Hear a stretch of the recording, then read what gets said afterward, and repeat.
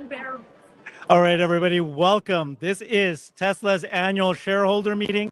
And if you can see, we are walking around. The actual shareholder meeting will start in 30 minutes. And of course, we got to go with our very first, most important VIP. We got Tesla Boomer Mama wearing her shareholder meeting cowboy hat, right? That's right? That is it. There you go. And then meanwhile, we've got Xander Sky showing you what we're looking at while we're talking. So let's talk to you. Boomer Mama, Alexandra, tell us what's going on today, why this is so important. Well, in about half an hour, we'll have the results of all 14 items that were in this year's proxy. Obviously, the most important being proposal 4 on the compensation of Elon for the next, well, maybe 10 years, but let's hope for sooner. And we will hear the results, all of us together. We have no indication whatsoever. The mood is good, but we will really have the surprise as soon as they come out. So just for those who don't know, there will be the legal person coming out and giving us the results before we have at the very end then Elon doing his speech. So let's just get prepared. Yeah, we're feeling good about this, right, Alexandra? We do feel good about this. And that's a question of how much. We're also feeling good about the shareholder proposal number 7 about an investment into XIA, which is only advice. It's not an order to the board, but it would be great if we have a good outcome for that one as well. Good. Okay, and then so what's your, are we going to see Optimus dancing?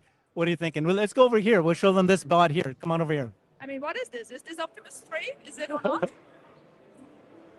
Can you guys see that? There's the Optimus standing there. He has been moving a little bit. So Yeah. what else? Yeah, what are we going to I see? was trying to dance around him. He wasn't very impressed. But what we're going to do, right? I have a little impact on the bots yet. Maybe that's coming later in my life. But yeah, I mean, they're moving. We also have a very nice stand. You may want to go there later, where the hand is shown in great detail. And I mean, it's just great being here with all of our friends, realizing how everybody's excited, how happy this company makes us as shareholders, how proud we are. I think it's going to be very positive. And why don't you tell them which Tesla executives, board members, who have we seen so far today? So starting with a board member, we saw Ira Aaron Price, and we had a good long talk with him. Loved that. I mean, he's such a good communicator. It's as if you talk to a brother. It's wonderful. We saw Weiber, the CFO, who told me that it went to his heart that we're complaining about his accent. And I told him I want to hear what he has to say. It was cute to talk about that. We saw Travis. Travis is just great. I mean, Travis is so fond of us. You know, you really feel how these Tesla executives are fond of us retail shareholders, and we are fond of them. And this is family coming together. It is such a fest. It's wonderful. Thank you so much. We'll come back to you, Alexandra. Appreciate you. It's going to start in, 30 minutes? Xander, why don't you show them the seats? Here's the seats on the front. And then we are sitting right here on second row. We're right beside that. Second row podcast. Second row. All right, let's go. What should we go next? What should we do? Galley. Is Galley important? Galley, come on. Come on over here, Galley. I guess we need to talk to Galley Russell. I mean, Galley is kind of OG, isn't he? Weren't you third row podcast? Guess what? We're second row at this point. I'm fourth row. I'm fourth row. Tell us what you're thinking. I mean, you were here, of course, from the early days. Why is this so important? Literally about to watch history be made. Like, I think this is going to be one of the most special Tesla shareholder meetings ever. Vibes are electric. Everyone's keeping their fingers crossed. We don't want to say it's going to pass, but I feel like it will. There's like smoke in the room. Optimus is chilling, looking like he's hanging out with us. I mean, we're like in the sci-fi future here. This is a historic moment. Like, I'm freaking out. I got butterflies. I don't know what to say. How did you get in there, dude? I thought like last week you said you didn't have tickets or that. What's going on? No. Shout out one of my subscribers. Shout out. Pulling a little strings. Okay. But so this is gonna be so awesome. Like, I can't describe how much it feels like the future once you step inside here. I don't know if the vibes are like insane. So what do you hyped, Herbert? Or? I'm absolutely hyped. I mean, obviously, I think they've done a good job treating us shareholders, and so far it's been amazing. We're gonna see a lot of good stuff. Anyways, I am feeling positive. I think things are gonna turn out to be positive. What do you think? I have one good scheme. I saw the Cybercab unboxing process was crazy, and just it got me so hyped on like the Cybercab is real. It has huge rims. It's built for comfort. Omar was freaking out about how awesome it is. Like the Cybercab is not just like a project anymore. Like it's moving into production. It's a real product. So I think that was pretty wild to see. Where's Omar? Don't get him to go. Dude, Thanks, you're guys. not gonna get Omar. No. What even? Okay, we got to go with Brian White, Mr. Futuraza. What am I doing here? You're here. Awesome. What do you think? It's first shareholder meeting, right? It's my second shareholder meeting, but the last one was in 23 when there was the security concerns came up the week before, so everything was so ridiculously tightly controlled. This is much, much better. And we got to see some Cybercab stuff, and I got some actual Cybercab insights I can tell you. Well, Share if now. you want to know about the motor, I'm going to tell you it's not using rare earths. It's going to be a very generic motor, and I can tell because it's roughly turkey sized.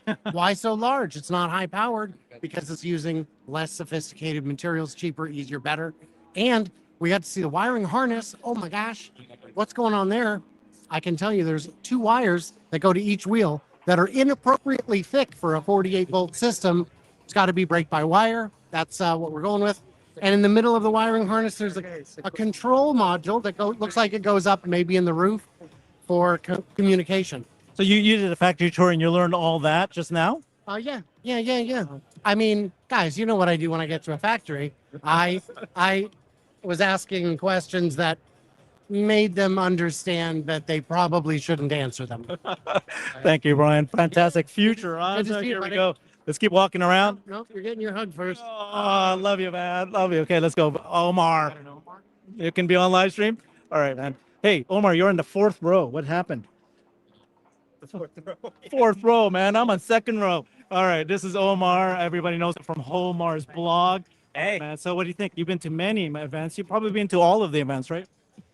Yeah, I've been to a few shareholder meetings. This one feels a little smaller and more intimate, honestly, than some of the other meetings. They used to have it in kind of the bigger conference room, whereas now it's kind of in the entrance. So, yeah, I think this one's going to be special. Elon's mom's been hyping it up. Got some Tesla employees hyping it up. Who knows what they've got to tell us? We got a Optimus over there. Maybe it's going to start dancing. And man, the factory tour, that just blew my fucking mind. Did you learn something new in this factory tour? Well, they're starting production of the Cybercab. And I mean, you saw that tour right at the beginning when they had all the pieces of the Cybercab, front, back, left, right, and then the battery pack, and they just kind of push them all together to make a car. What a fucking game changer, you know? And you saw the other cars, so they have to make them, they're swinging in and out of the car. They got to set up the interior. It's a pain in the ass.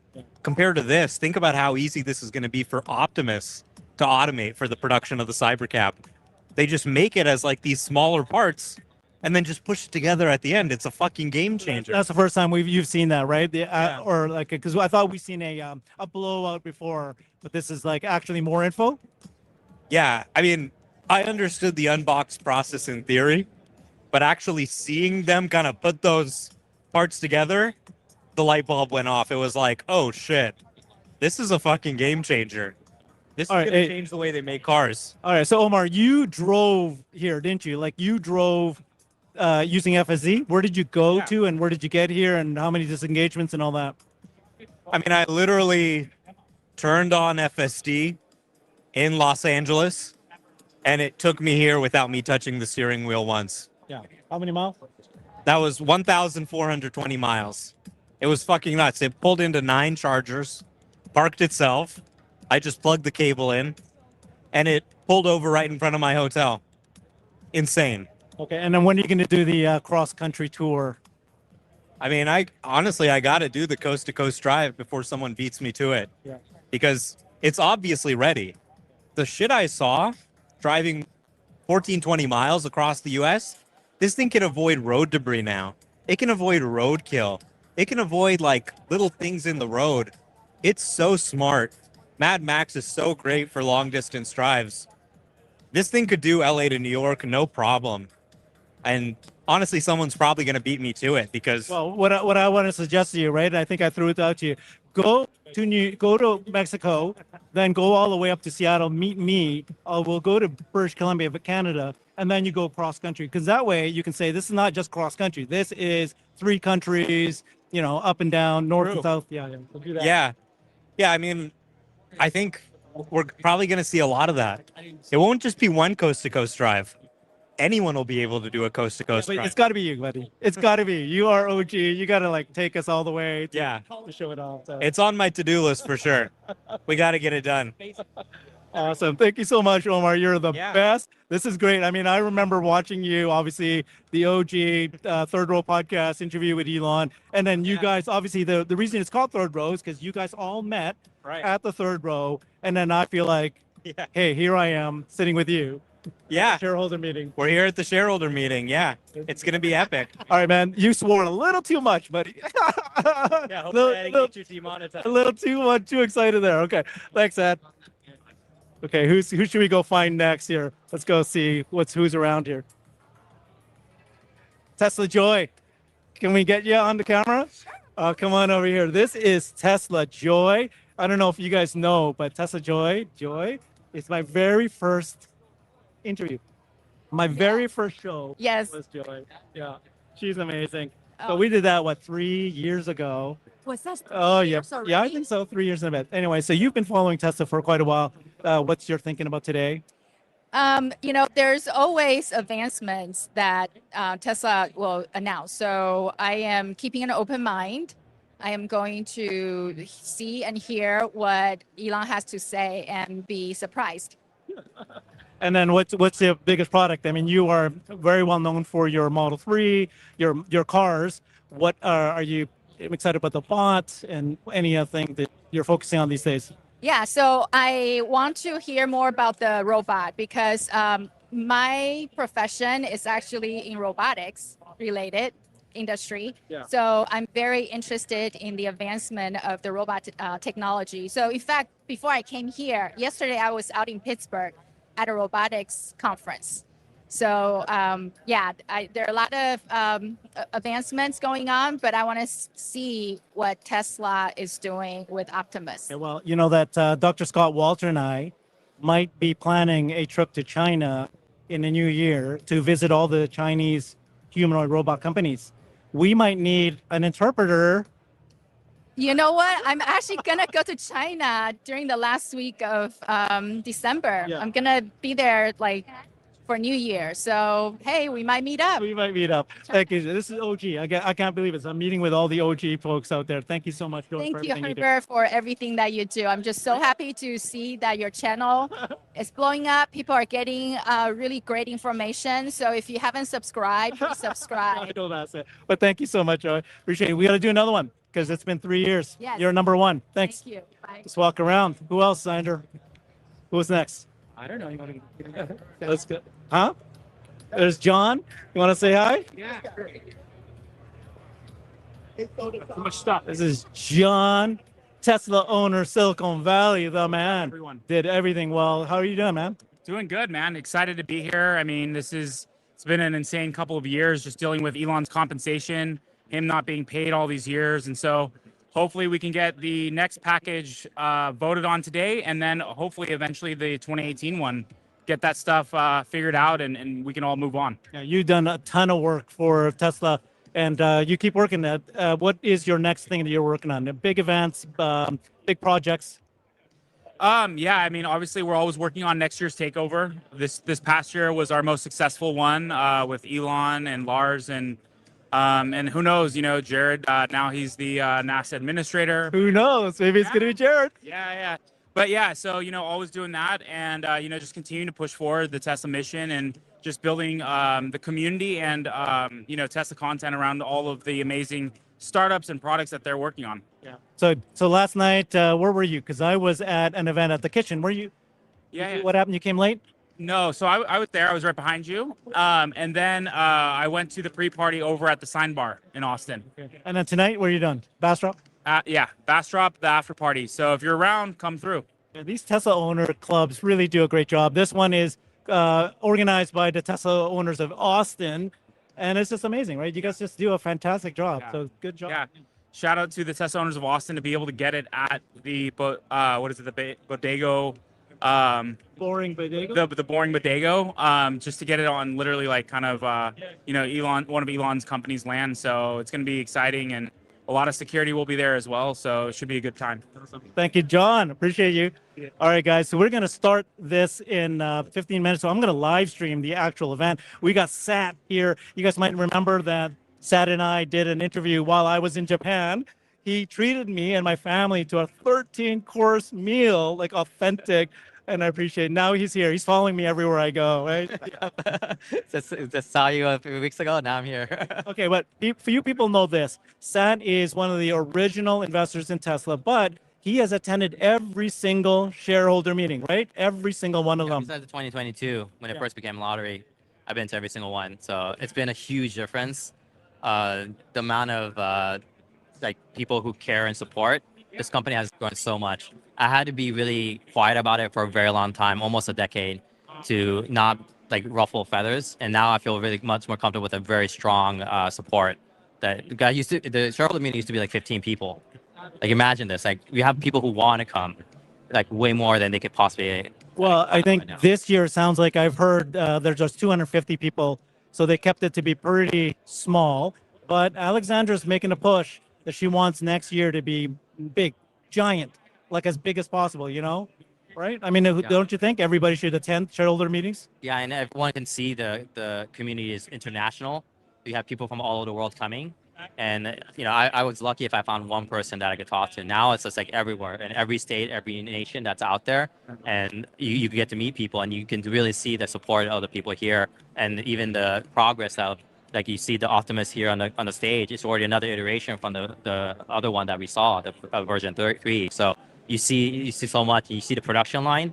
I saw it already 3 times now. It's so much faster now. It's even more efficient. It's more well designed.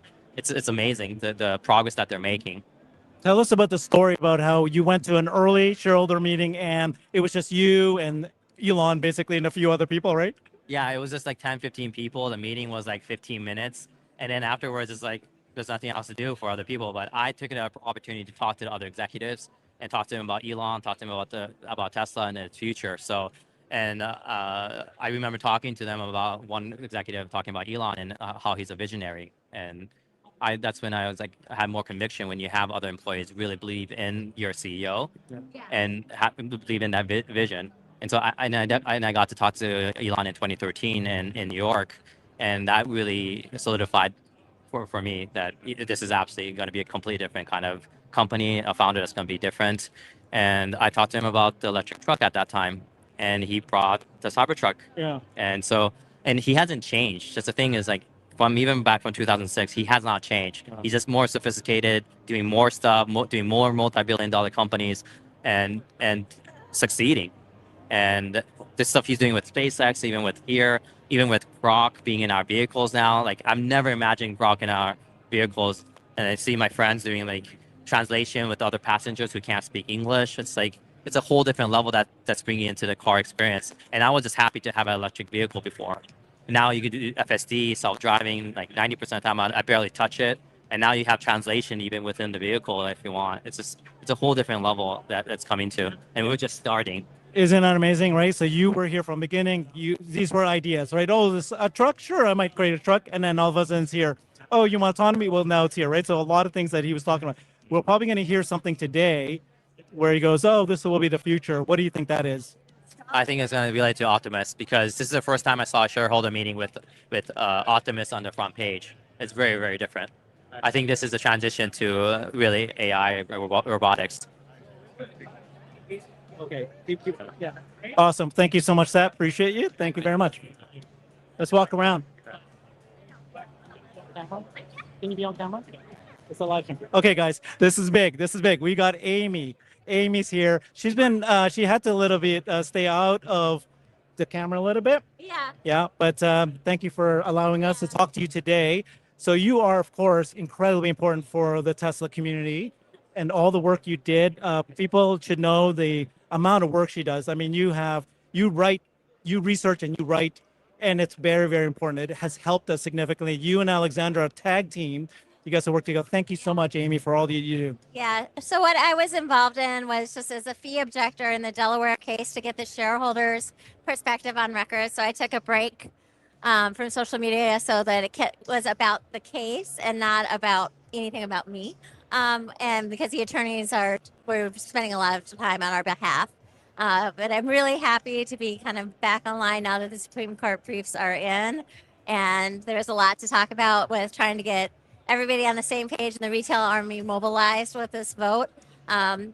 Everybody plays a part. Like your vote is so important when you write letters, when you have a call to action. It is so important, and you probably changed the way the Delaware case is going to go because everything each and every single one of you did. And so you helping protect Tesla, the Tesla retail investor moat that protects the company.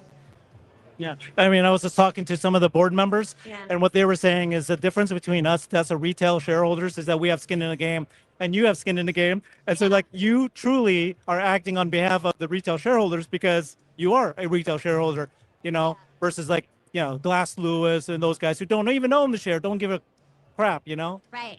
Exactly. What you bring up is the most important point is these proxy advisor firms and even these passive funds, they don't care how the vote goes. They'll sell the stock before they face any repercussions and they move on. But for a lot of us, it's a significant part of our net worth. And we care deeply about the company and its mission and allowing the employees to just do what they do. And shareholders are in a unique position to protect the company with our votes and with our actions. You saw that Jason DeBolt and Alexandra and Sawyer Merritt were exceptionally effective in getting Schwab to change their vote. And that's what we can do when we all act together and when we stay coordinated.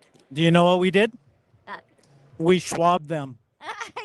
It was Schwexit. We were threatening Schwexit, but it did not happen. We Schrex them. And we're going to do the next one, right? Yeah, exactly. State Street. If we need to. And we're going to go to the next one. Yeah, but hopefully they all learn from Schwab, and we'll see how the vote goes in just a little bit. I'll be on edge until we get these vote results, but I have a good feeling. Yeah. Okay. And good that you have a good feeling because again, thank you for all the work you do, the research you spend, hours and hours and hours. And thank you. Yeah. Appreciate you coming back. And, Herbert gave me my start. Yes. Yes. I miss you. We want you back Yeah, we'll on the show. All right. All right. We miss you. Thank you. Okay. This is it. We got to talk to Joe Tegmeyer. We can't be here in Giga, Texas and not talk to Joe Tegmeyer. Hold on a second. I need to reposition the camera. Oh, okay.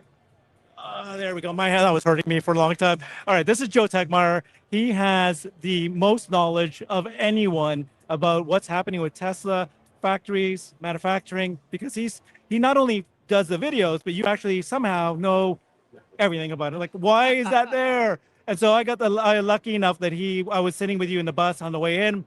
I can't help himself. Guess what he will do? He videotapes it. Like, dude, we're on the bus. Relax. No, he's videotaping, and then he's giving me a tour, telling me exactly what's going on, man.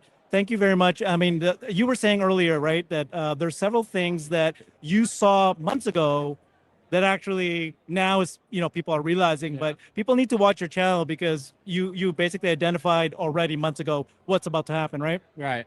Yeah, well, that's the thing that I do out here is take a look at equipment that's being delivered. What are they doing with prototypes or parts or whatever?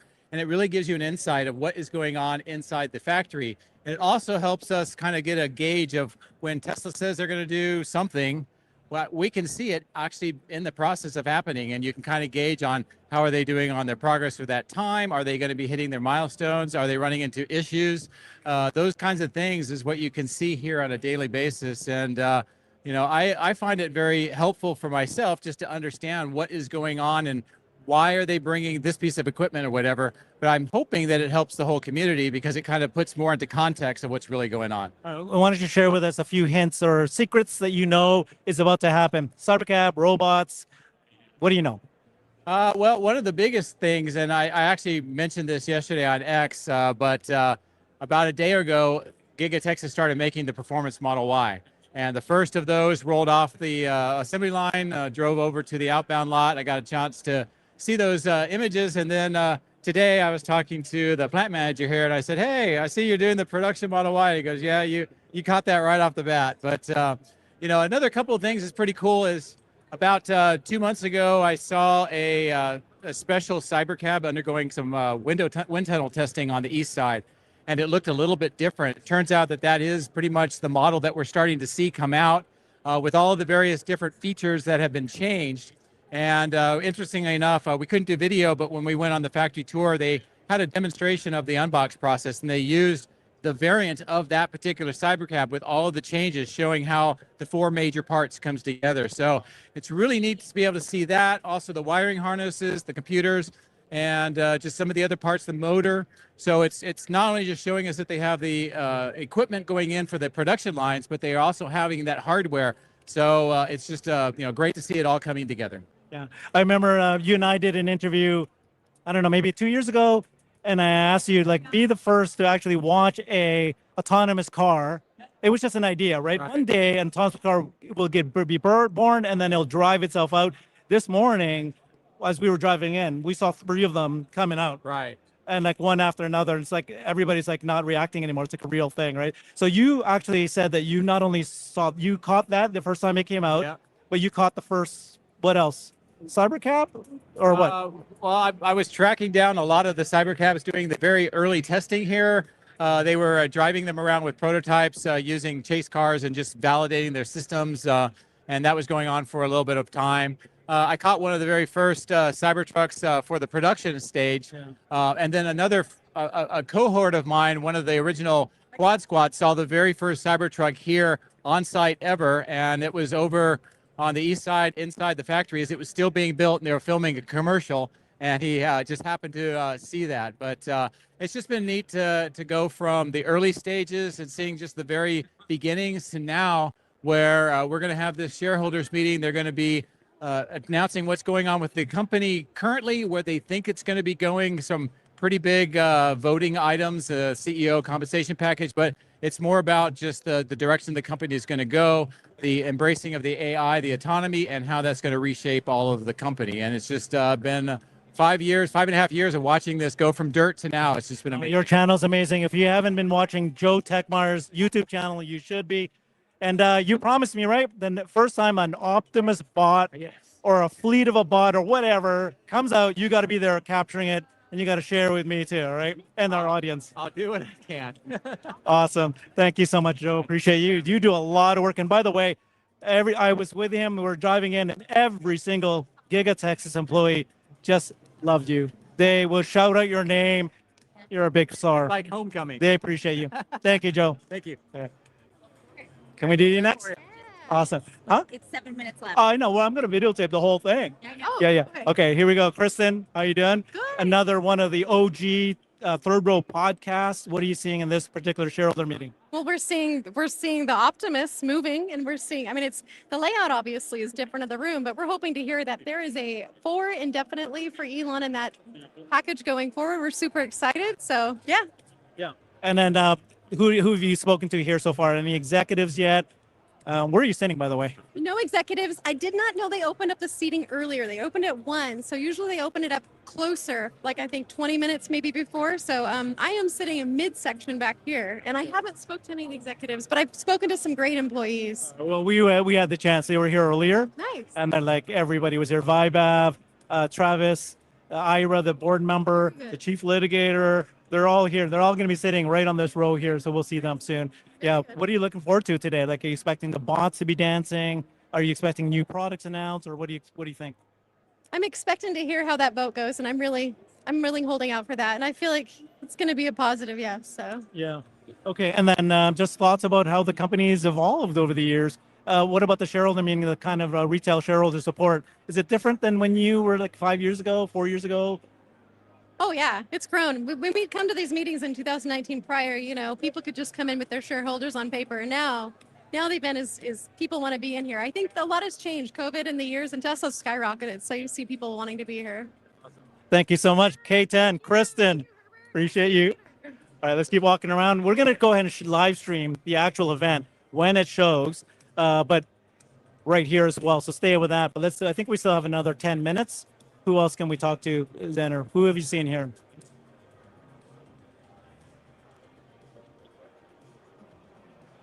You want to cyber Mike?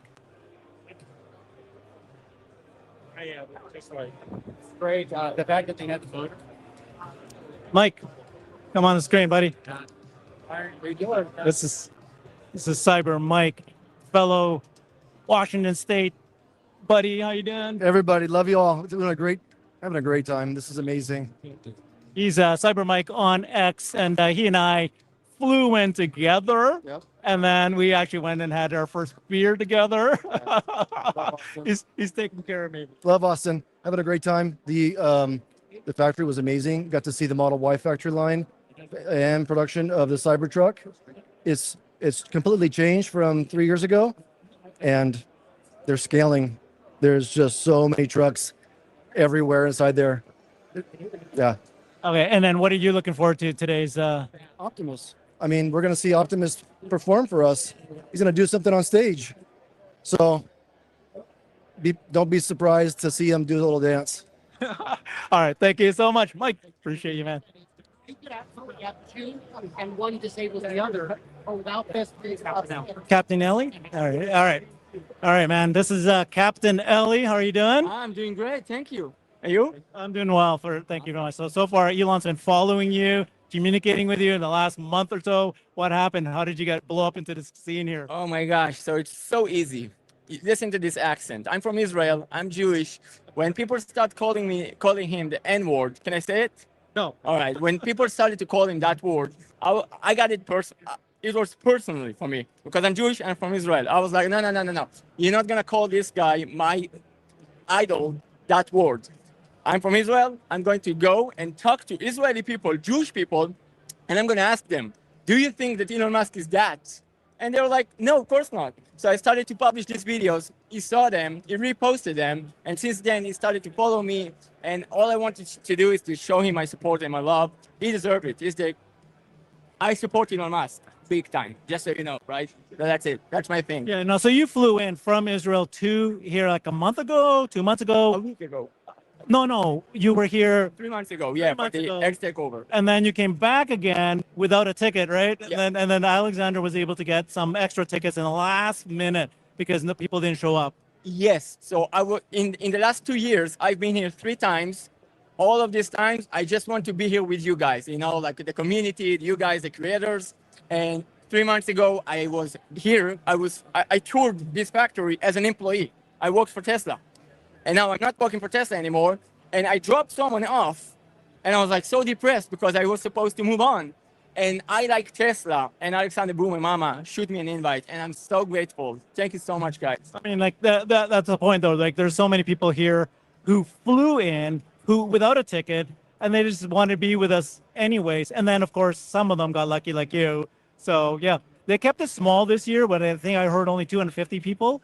But I hear that they are working, and Alexander's going to push for larger venues. I mean, everybody should be really allowed to get in, right? Yes, I'm with you on that. But on the other hand, I want this guy to be secured. I want him safe. So if that's the price we should pay or we need to pay, I'm happy with that kind of venues.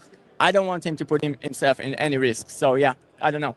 How do people follow you? Are you just on X, or do you have a channel, or what do you do? I have my Israeli followers on Facebook and stuff. I don't know why. It's because they don't do X, unfortunately. But on X, I'm just the Captain Ellie. And yeah, I support Elon Musk. It's all about me. It's just about Elon Musk. I don't care about myself. Awesome. Thank you so much, man. Thank you for flying in, man. That's great. All right, maybe we have time for one more, and then we can live stream the actual event. Who do we see here? Anybody else? Should we just sit down? Yeah, we could just sit. Okay, let's just sit, and then we'll showcase the front of the camera. Okay. So luckily, we are actually on the second row, and right in front of me is going to be all of the. This is where the dignitaries are going to sit. And then even beside me, by the way, this is all reserved as well.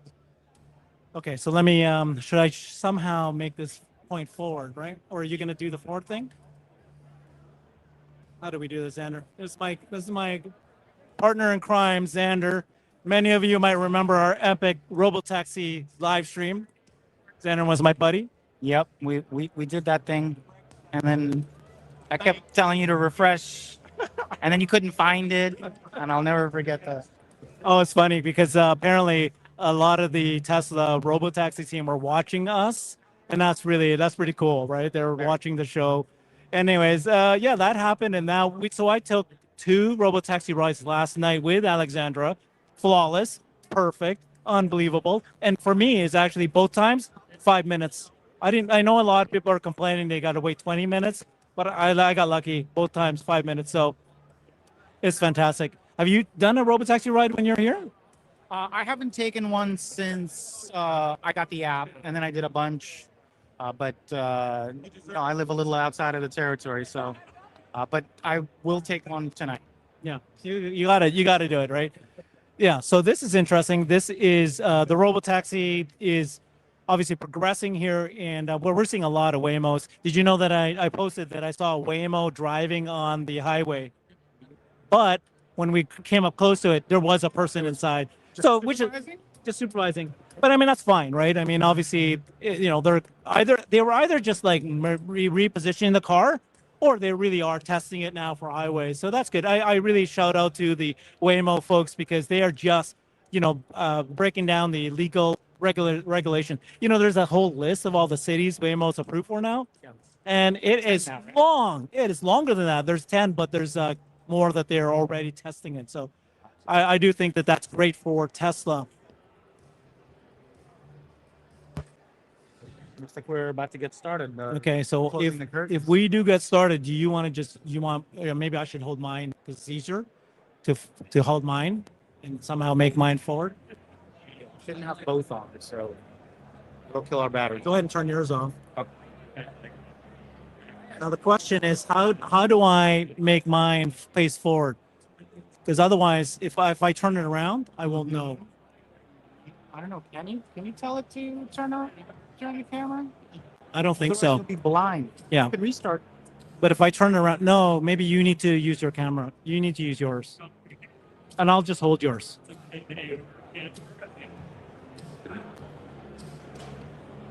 Can people in the audience, can you guys actually hear the music? Can somebody comment to let me know if you're seeing the music? You have. It's not yet been approved. Oh, thank you. Yes, I can hear the music. Okay, so it's not yet been approved, but this is it. We're going to hear about it today. There was good kind of a good post by May Musk. She actually said, she was going like, I can't wait for the presentation at 4:00. And also, I did get to speak to a board member and some of the executives, and I did not get the sense that they were afraid or they were concerned. I'm feeling really, really positive and optimistic that this is a success. And so I think that's good. Okay, so what's not approved? Now we don't know yet. We'll find out. But this particular annual shareholder meeting, there is, I think, 11 different proposals. One of the big ones is, of course, the new 2025 CEO Performance Award for Elon. Whether or not he should get his new and bonus really is it's like a performance award, right? If he hits certain milestones, does he get some reward for that? And of course, he should. So let's see. What are people saying? I can't read this. So they say they cannot hear the music, Xander. How do we make sure that they can hear it? It's gonna be isolated. So you probably have voice isolation mode.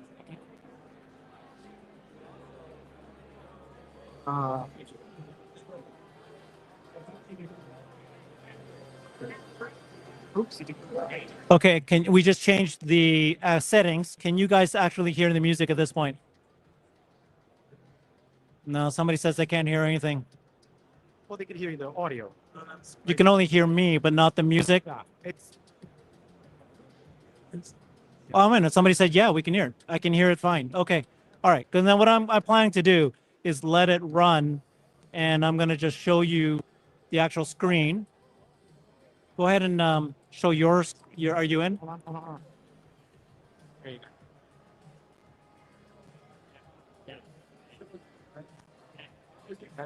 That's my other phone.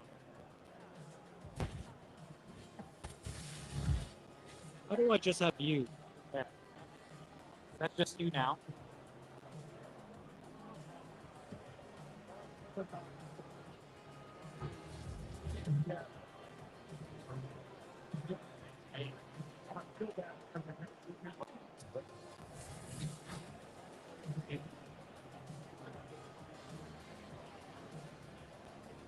put it on one and see if you can change. How do you change it usually? What do you mean? How do you change the layout usually? And I know, but usually I can On- make on a you. desktop? Yes, I can make you that, but I can't figure out how to do that here. Layout. I know when I put you. I know. Hold on. I know,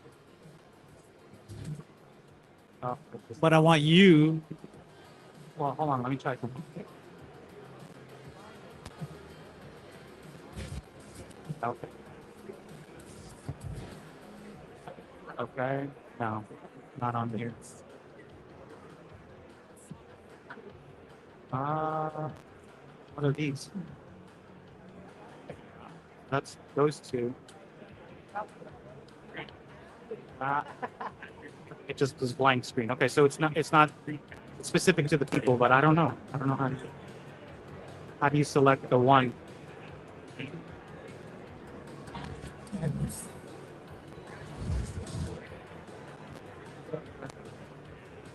I don't know. I've never used this before. Okay, that's just settings. Is it one of these? No, it's not. No. It's usually the two people show both of us.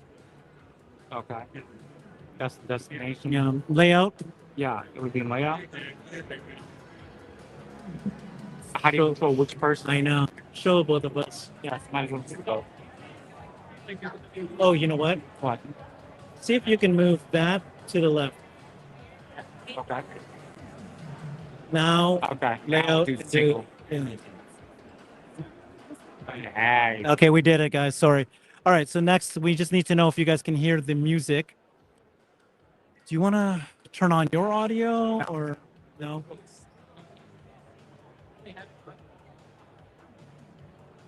Want to click it straight to Elon's chest? Yeah.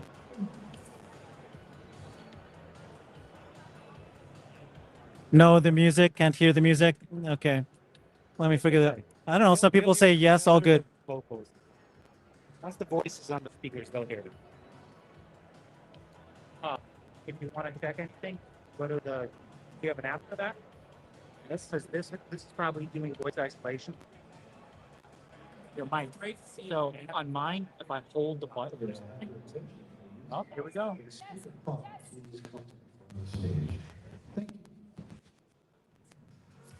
Great ride.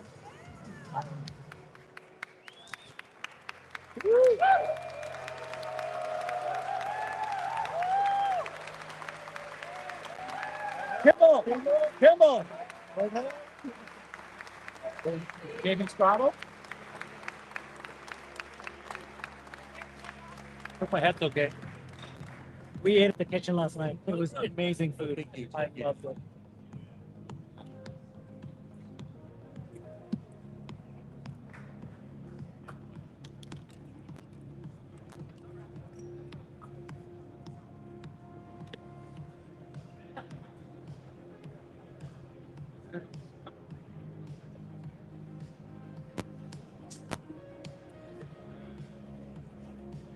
I think it might be in voice isolation mode, so you will be able to hear the speakers, but you might not be hearing the music. Yeah.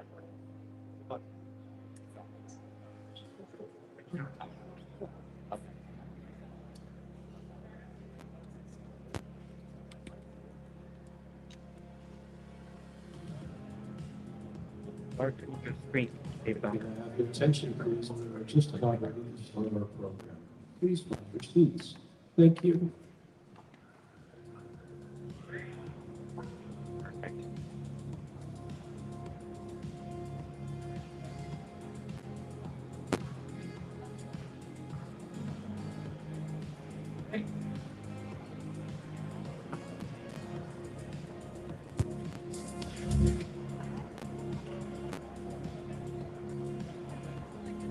So I don't know if you guys saw that, but the board members just arrived. You got Robin Denholm, the chairwoman.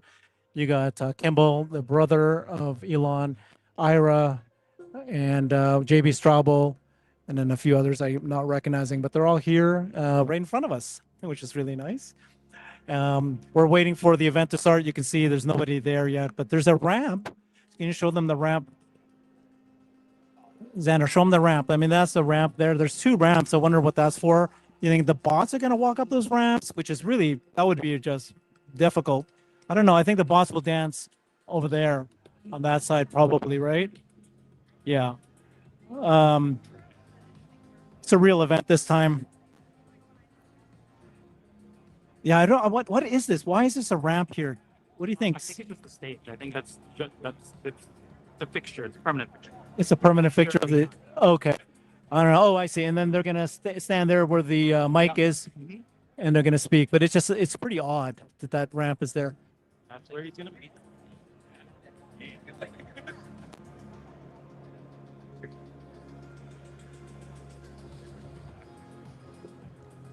I'd like to point out that all the board members were in a good mood. Yes, they're absolutely in a good mood.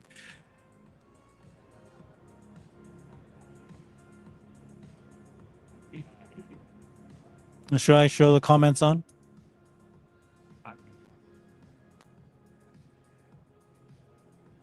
Gotta be careful. There's gonna be all kinds of. Oh, cool! You could do that. Very nice. So, what do you think? Is the stock gonna go up or down? Oh, I don't know about the stock. Yeah, 0 idea. If anything, I'd say it goes down. We'll have a live view on my other phone. We'll be tracking it in real time.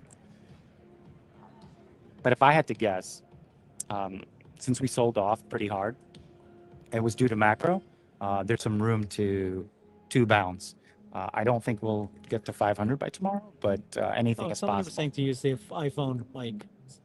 I think I should do that. What was that? Use the iPhone mic. Maybe I can turn this off and just use the iPhone mic. If you want, yeah. Yeah, let's try that. I'm going to use the iPhone mic.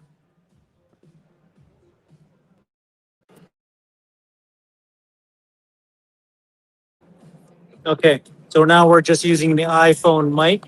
What do you guys think? Is this better? Maybe you might not hear me, but most important, can you hear the music and can you hear them when they start speaking? No, somebody said terrible. Worse.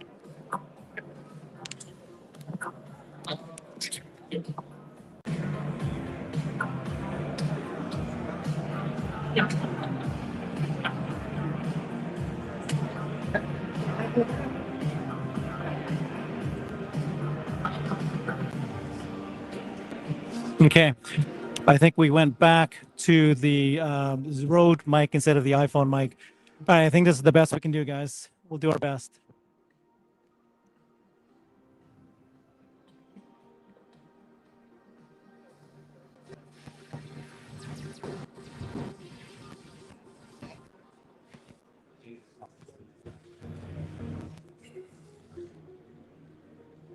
Oh, this is standing room only. There's a lot of people just standing. I don't know if they're waiting for questions, but yeah, there's a lot of people. Very intimate, tight event. Annual shareholder meeting 2025. And of course, they're showing the humanoid robot Optimus, not only in his screen there in the layout, but also I think there's two Optimus standing. They've been there all morning.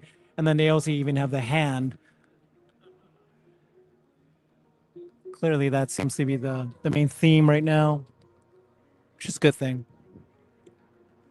Yeah, we were just going around Giga Texas, and it's busy. There's employees everywhere. And by the way, I thought that the employees were very, the employees were,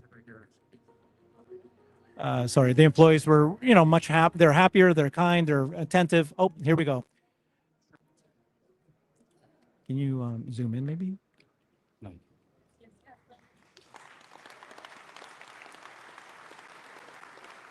This is the boring part.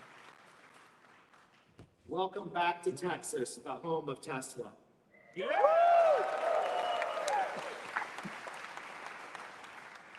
My name is Brandon Earhart. I'm the General Counsel and Corporate Secretary, and welcome to your 2025 Annual Shareholder Meeting.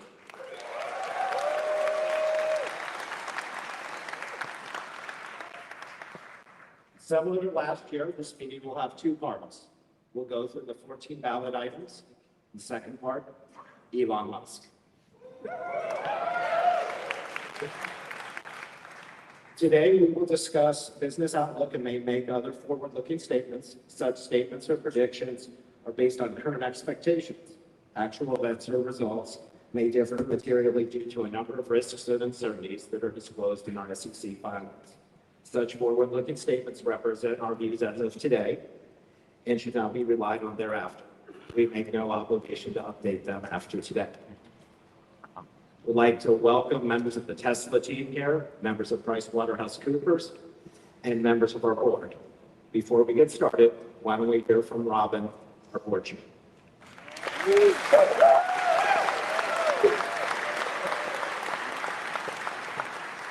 Well, good afternoon, everyone. It's wonderful to welcome you all to the 2025 annual shareholder meeting. I apologize for my voice. I've been speaking to investors for the last couple of weeks. Non-stop, I think.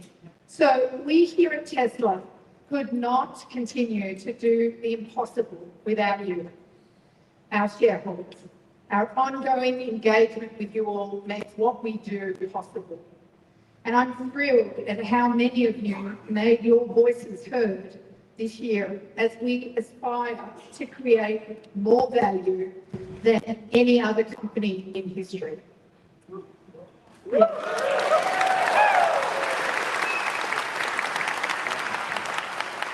Without your support, we could not have reached the heights that we've already demonstrated over our relatively short yet storied history. As we further expand our ambition in our quest to build a world of sustainable abundance, we are excited to continue this partnership. Tesla is at an inflection point. I think I've said that 3,000 times over the last few weeks. And this last year has been a critical one in our history. I want to take some time to review the acknowledgements and achievements by the Tesla team, of which I and my fellow directors are incredibly proud of. We continue to redefine the automotive industry across production, customer experience, and ownership. Model Y was once again the best-selling vehicle worldwide of any vehicle in 2024. And with the new Model Y released earlier this year, it's now better than ever. Our energy business continues to reach new heights, and we deployed 31 gigawatt hours in 2024, more than double what we achieved in 2023. Fabulous.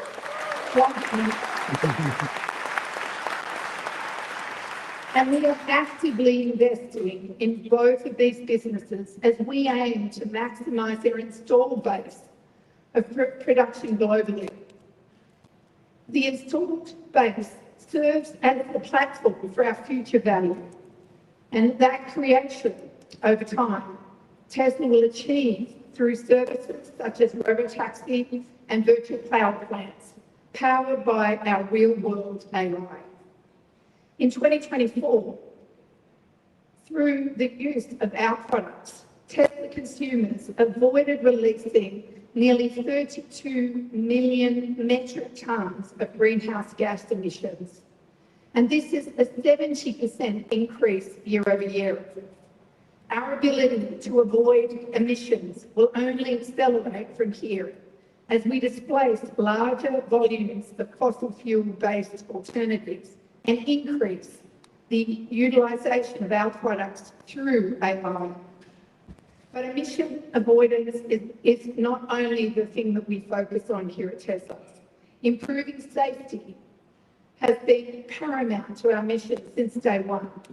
Our vehicles consistently achieve the highest safety standards when tested across the world. And that safety is increasingly enhanced with autopilot technology. In 2024, our global fleet of vehicles experienced one crash after driving more than 6.8 million miles. Wow. That's amazing. 6.8 million miles. And to put that in context, that is 10 times better or safer than the average driver in the US, 10 times better. And in 2024, and is nearly double the safety performance of our autopilot technology in 2018. With many enhancements we expect to make from here, we believe our autonomy technology will improve this performance by orders of magnitude. Sustainability extends beyond the impact of product use. The Tesla team continues to focus meticulously evaluating each step on the product journey, from raw material extraction to intermediate processing, manufacturing, delivery, product use, and the end of life, looking all the way through to making sure that we reduce our resource impact and resource use and bringing that to life across the entire sustainable and closed loop economy. For more details on what we do each and every day, I encourage you all to read the impact report. It is an amazing document and it continues to improve over time in terms of what the team is doing. And we are also laser focused on ensuring the resulting prosperity of our efforts can be shared by all. This applies to our employees, our customers, and even those who have yet to enjoy one of our products or engage with our company in any meaningful way. Tesla spends countless hours ensuring that we procure the most responsibly sourced and produced inputs. We maximise the safety of our operations, and that all Tesla employees can benefit from the appreciation of our equity through our incentive programs, and that we continue to bring down the cost of our fabulous products across the range, increasing that accessibility for all. At the end of the day, we here at Tesla are working tirelessly to make the world a better place for all through innovation and grit. To our amazing employees, thank you for all of your hard work in achieving our mission. You are the beating heart of Tesla, and we cannot continue to deliver without you. To the management team who never get a shout out, thank you for your continued effort. That's Robin Denholm, Chairwoman of Tesla. All of you in the room and on the webcast globally, once again, thank you for your support. Please know that we are listening to you and are here to represent your interests. You are the owners of the company, and your voices, your perspectives, and your input are critical to what we do here at Tesla each and every day. My fellow directors and I serve you as your fiduciaries and oversee Tesla's mission, purpose, and strategy. And these responsibilities are in our minds every day. I would also like to take this opportunity to thank my fellow directors for their diligence, their dedication, and their tireless efforts. Changing the world for the better is always accompanied by difficulties. And what I can say is that you can't do it by checking the boxes and just reviewing PowerPoint presentations. Thank you for rolling up your sleeves, each and every one of our directors, the hard work that you do, lending your unique talents and delivering to our shareholders. Thank you.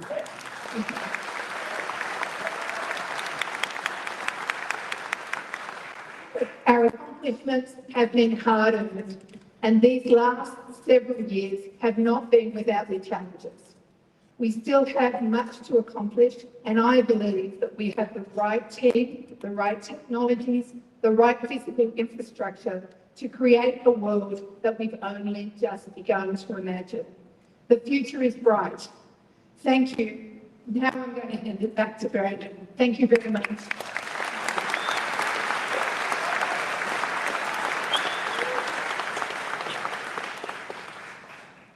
Thank you, Robin.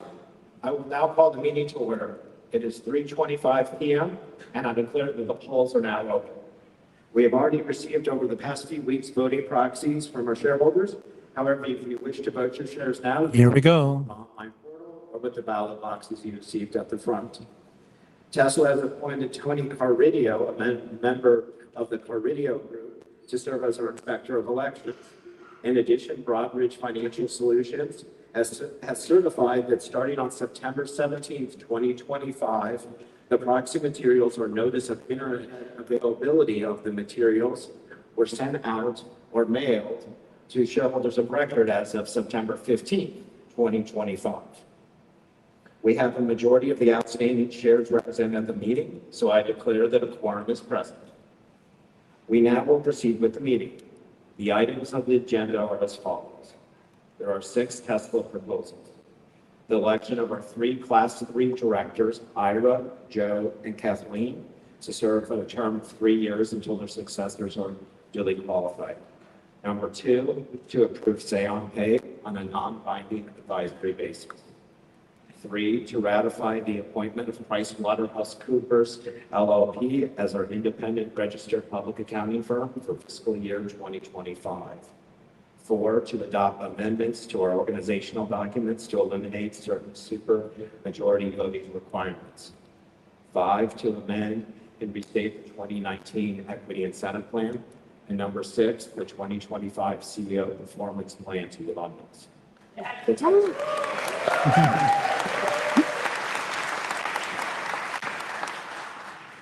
The Tesla board has recommended that all shareholders vote for each of the director nominees and for the Tesla proposals except for the one on supermajority voting, where no recommendation has been made. We also have 8 shareholder proposals that are described in our proxy statement. I'd like to remind the shareholders that the Tesla board has prepared a statement of opposition on each of them, except for the one regarding XAI. Those statements are in our proxy. Now let's go through the shareholder proposals. The first one is an advisory vote regarding board authorization of investment in XAI. Our board has not made a recommendation on this. The shareholder proposal is proposed by Mr. Stephen Hawk, who I believe is here to present the proposal. Mr. Hawk.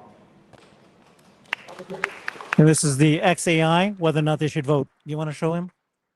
Thank you so much. Good afternoon, ladies and gentlemen. Fellow shareholders, Elon, and esteemed board members, thank you for this historic opportunity. I am Stephen Hawk, shareholder since 2012. It's truly my honor to present shareholder proposal number 7. The proposal is simple. I urge the board to exercise its discretion and authorize a strategic investment in XAI in some meaningful way, sooner rather than later. This isn't just capital, it's about formalizing Tesla's role as the leader in autonomous intelligence, turning AI into our new book, not just a new chapter. Tesla has always been an AI company, revolutionizing transportation, energy, and robotics through FSD and Optimus. But as we approach the singularity during this tsunami of AI, outsourcing our brain to external providers risks misaligned goals, data vulnerabilities, and lost innovation. XAI, founded by Elon, is different. It is maximally truth-seeking, curiosity-driven, and aligned with humanity's best interests, like Tesla's mission for sustainable abundance. XAI was seeded with Tesla talent, enabling bi-directional flow for highest caliber staff attraction and retention. Integrating grok models within our vast real-world data would further supercharge FSD for safer vehicles, empower Optimists to navigate complex worlds, and to optimize energy grids. Think of vertical integration of Tesla as a neural link of AI platforms, controlling the coming Optimist army with prudent stewardship. Financially, it's a no-brainer. XAI's explosive growth could yield massive returns, strengthening our balance sheet amid EV pressures. With Elon's stewardship, the best for shepherding AI safely. Conflicts are minimal. Board oversight ensures fairness.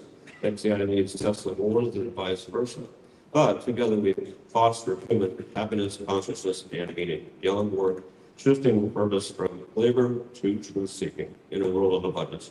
Shareholders, we can't be spectators. Tesla must act and participate. Let's not outsource our destiny, but rather own it and maintain power, control, and safety. I call on the board to formalize this investor relationship and on you to support it. Thank you to Elon, and special thanks to Tesla Mama Alexander Mertz. Special thanks to Tesla Boomer Mama. Thank you, Mr. Hawk. The second shareholder proposal is an advisory vote regarding adopting targets and reporting on certain sustainability metrics with our senior executive compensation plans. Our board has recommended that our shareholders vote against this proposal as explained in our proxy. The shareholder proposal is proposed by Tulip Share Capital LLC, whose representative, Mr. Rouge, has prepared a pre-recorded message.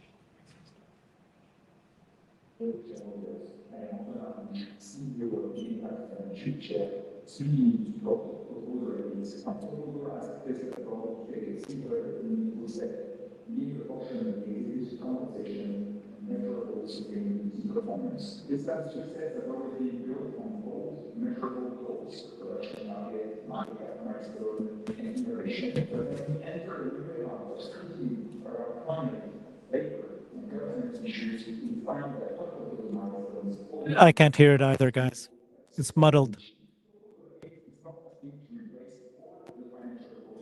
What's that? It's like AI.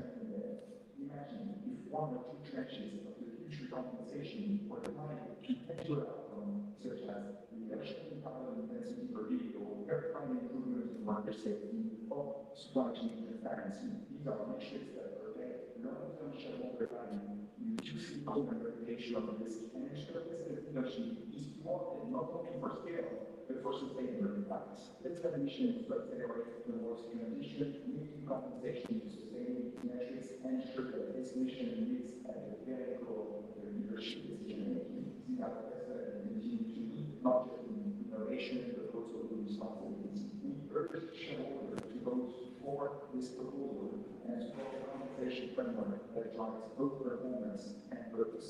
Thank you. Sorry, guys. I couldn't even hear that myself. As a reminder of the board's response is set forth in the proxy. Our third shareholder proposal is an advisory vote regarding an audit of certain labor practices. The board has recommended against that, as set forth in our proxy. The shareholder proposal is proposed by the National Center for Public Policy Research, whose representative Stefan Padfield has prepared a pre-recorded message. My name is Stefan Padfield, and I am the executive director of the Free Enterprise Project.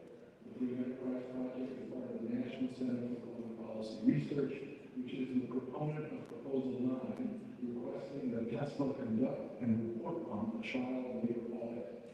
Let me begin by emphasizing that we are strong supporters of free enterprise innovation and shareholder value. Yeah, even the people in the audience can't hear this, understand what they're saying.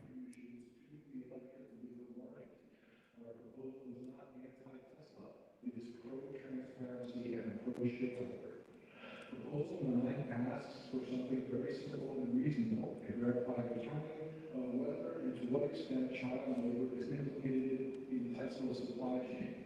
Tesla's opposition statement relies on policies, but policies are not the same as proof. A quote-unquote zero-tolerance policy is commendable, but without independent verification, it is only a promise, not evidence. The U.S. Department of Labor continues to list cobalt mining in the Democratic Republic of Congo among the sectors with the worst form of child labor. The 2023 white paper on financial and material impacts of child labor, authored by ACE, identifies Tesla as a case study in the ongoing risks that cobalt and other mineral sources pose to automakers. And while Tesla's own 2024 impact report notes that the company invested more human and legal resources than ever before to combat forced and child labor, it provides some metrics showing whether those investments are working. Shareholders deserve data, not just assurances. We are asking Tesla to back its admirable... Even the people in the audience can't understand what they're saying. It's pretty muddled, and it's hard to understand. Sorry. And risk management issue. Reputational, legal, and operational risks can directly affect shareholder value. So too can the risk that enthusiasm for electric vehicles undermines proper accounting of the often hidden costs that child labor may be embedded deep in EV supply chains. If Tesla is truly the industry leader it claims to be, it it should also lead to transparency. We all know that possible accounts can be distorted by a plethora of conflicts of interest. Accordingly, we urge Tesla board to see this proposal not as an attack, but as an opportunity to properly account for the costs and benefits of Tesla's mission, regardless of the final vote. If you have not done so already, please vote for proposal 9. Thank you. So they're going through each proposal. We don't know yet the results. We'll hear that shortly. Our fourth shareholder proposal is a vote to amend the bylaws to repeal the derivative suit ownership threshold. Our board has recommended against as set forth in the proxy. The shareholder proposal is proposed by the comptroller of the state of New York as the lead filer, whose representative Thomas D. Napoli has proposed a pre-recorded message. This is Thomas D. Napoli, New York State Controller. As trustee of the New York State Common Retirement Fund, owner of more than 3.3 million shares, we urge shareholders of Tesla to vote for Proposal 10 to amend the bylaws to repeal the 3% derivative suit ownership threshold.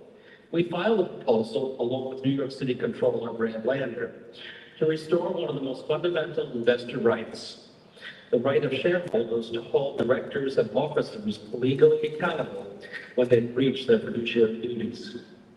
When Tesla asked investors last year to approve its move from Delaware to Texas, the board assured us that shareholder protections were similar in both states.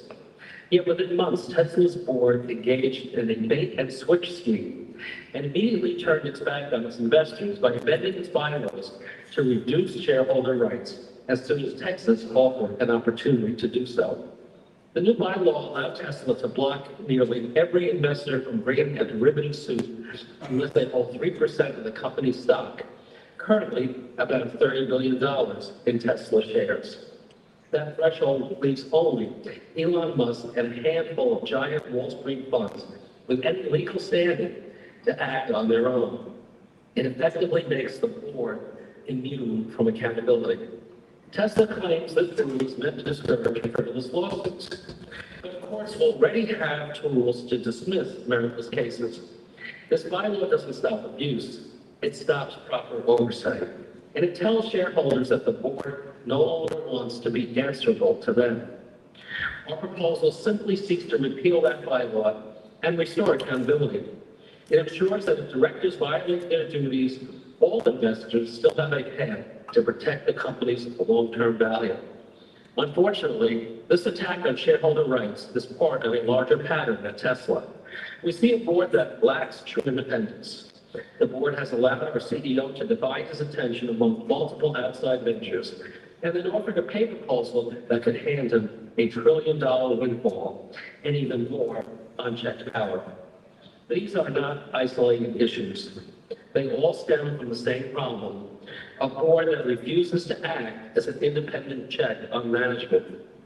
Tesla has changed the world through innovation, but no company, no matter how visionary, can thrive without accountability. Strong governance protects investors and strengthens companies over time. I urge all shareholders to send a clear message that accountability, independence, and respect for shareholders are essential to Tesla's future success. Thank you for your time and consideration. Thank you, Mr. Napoli. The board's response is set forth in the proxy. The fifth shareholder proposal is a vote to amend Article 10 of the bylaws. The board has recommended that our shareholders vote against it, as set forth in our proxy. This shareholder proposal is proposed by the treasurer of the state of Illinois and trustee of the Bright Directions College and Savings Trust as the lead filer, whose representative, Michael Ferrix, has prepared a pre-recorded message.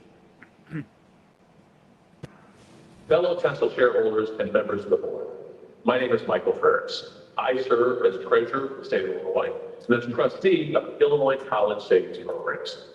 I'm here to present Proposal 11, which asks Tesla to adopt a simple investor protection. If the board chooses to impose more restrictive requirements for submitting shareholder proposals as newly permitted under Texas law, those changes must be ratified by a supermajority of shareholders. At its core, this proposal is about protecting shareholder rights. If the board decides to limit our ability to submit proposals, this amendment ensures the shareholders have the final say. It helps to ensure that Tesla remains aligned with the will of its investors. Plain and simple. Now, why is this important? Tesla is navigating a period of volatility, leadership transitions, intense competition, and heightened scrutiny from regulators and customers.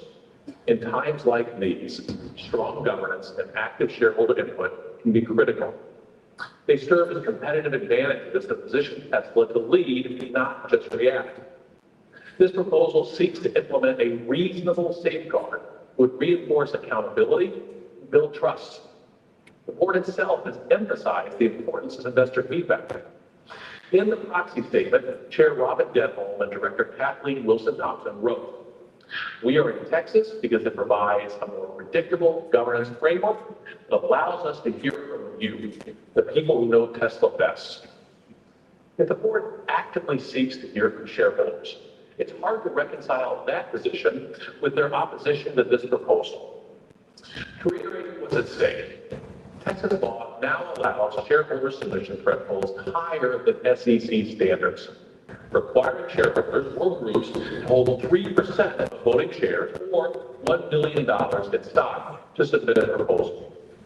Compare that to current SEC rules, which allow a shareholder to have holdings as low as $2,000 to $25,000, depending on how long the shareholder has held the stock. If the board chooses to adopt the Texas thresholds, they risk silencing investors who could drive meaningful governance improvements as well as narrowing the pipeline of ideas. Note that this proposal does not limit the board's direction to evaluate governance options. It simply ensures that the board adopts the Texas shareholder submission thresholds. A supermajority of shareholders must ratify that decision. That's fair. It's reasonable and fully aligned with the board's stated commitment to its investors.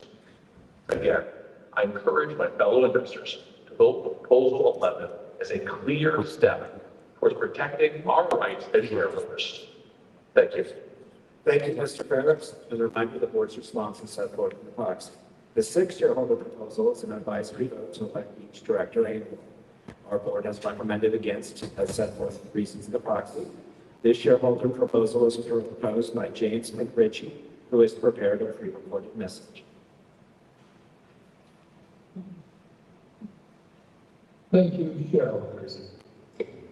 We presented this proposal before, 2021 and 2024, and won majority both times, even with board opposition. But Tesla requires a supermajority of shares outstanding, so those majorities weren't enough. Today we ask again, join the 90% of S&P 500 companies that elect all directors annually. Declassification means accountability every year, not every 3 years. Most institutional investors support this reform. It's the retail votes we need here today. A Delaware report recently found 3 major governance failures in Tesla. The board was independent, the disclosures to shareholders on its pay plan were misleading, and the board failed to negotiate properly on our behalf. Declassifying the board is part of the cure. It ensures shareholders can hold directors accountable each year or nominate qualified replacements when needed. Matt Mascardi of Free Float Media calls this one of the most important votes of the year because it could shift Tesla's board from a friends and family plan to independent professionals with the skills necessary for Tesla's next chapter. We're also endorsed by Neil Minow, co-founder of Value Age Advisors, and ISS, one of the most respected proxy advisors. John Chevet's related proposal, number 13, calls for simple majority voting. We'll need that reform too for this proposal to succeed. Tesla's Musk premium, once a source of strength, is fading, along with his global reputation. Remember, Tesla is his only publicly traded company. It's the liquid pigment that fuels his other ventures. Yes, Elon Musk is brilliant, but no company should depend on a single personality. Either he stays long enough to keep using your capital elsewhere, or he moves on when the tap runs dry. Either way, shareholders must prepare for Tesla's future, a democratic, professional company led by a capable, independent board. Let's build Tesla to attract customers, employees, and investors who all contribute to its innovations. Okay. Board proposal number 4, declassify the board. Votes for proposal number 13, eliminate supermajority requirements. Together, let's restore accountability, independence, and trust in Tesla. Vote now before the polls close. Your vote can make a real difference in Tesla's future and your future as well. Thank you. Thank you, Mr. McRitchie. As a reminder, the board's response was contained in the proxy. Our seventh shareholder proposal is an advisory vote regarding proposal to 154% at last year's meeting. Our board has recommended against for the reasons set forth in the proxy. This shareholder proposal is proposed by John Chevedden, who is on the line to present this proposal. Mr. Chevedden.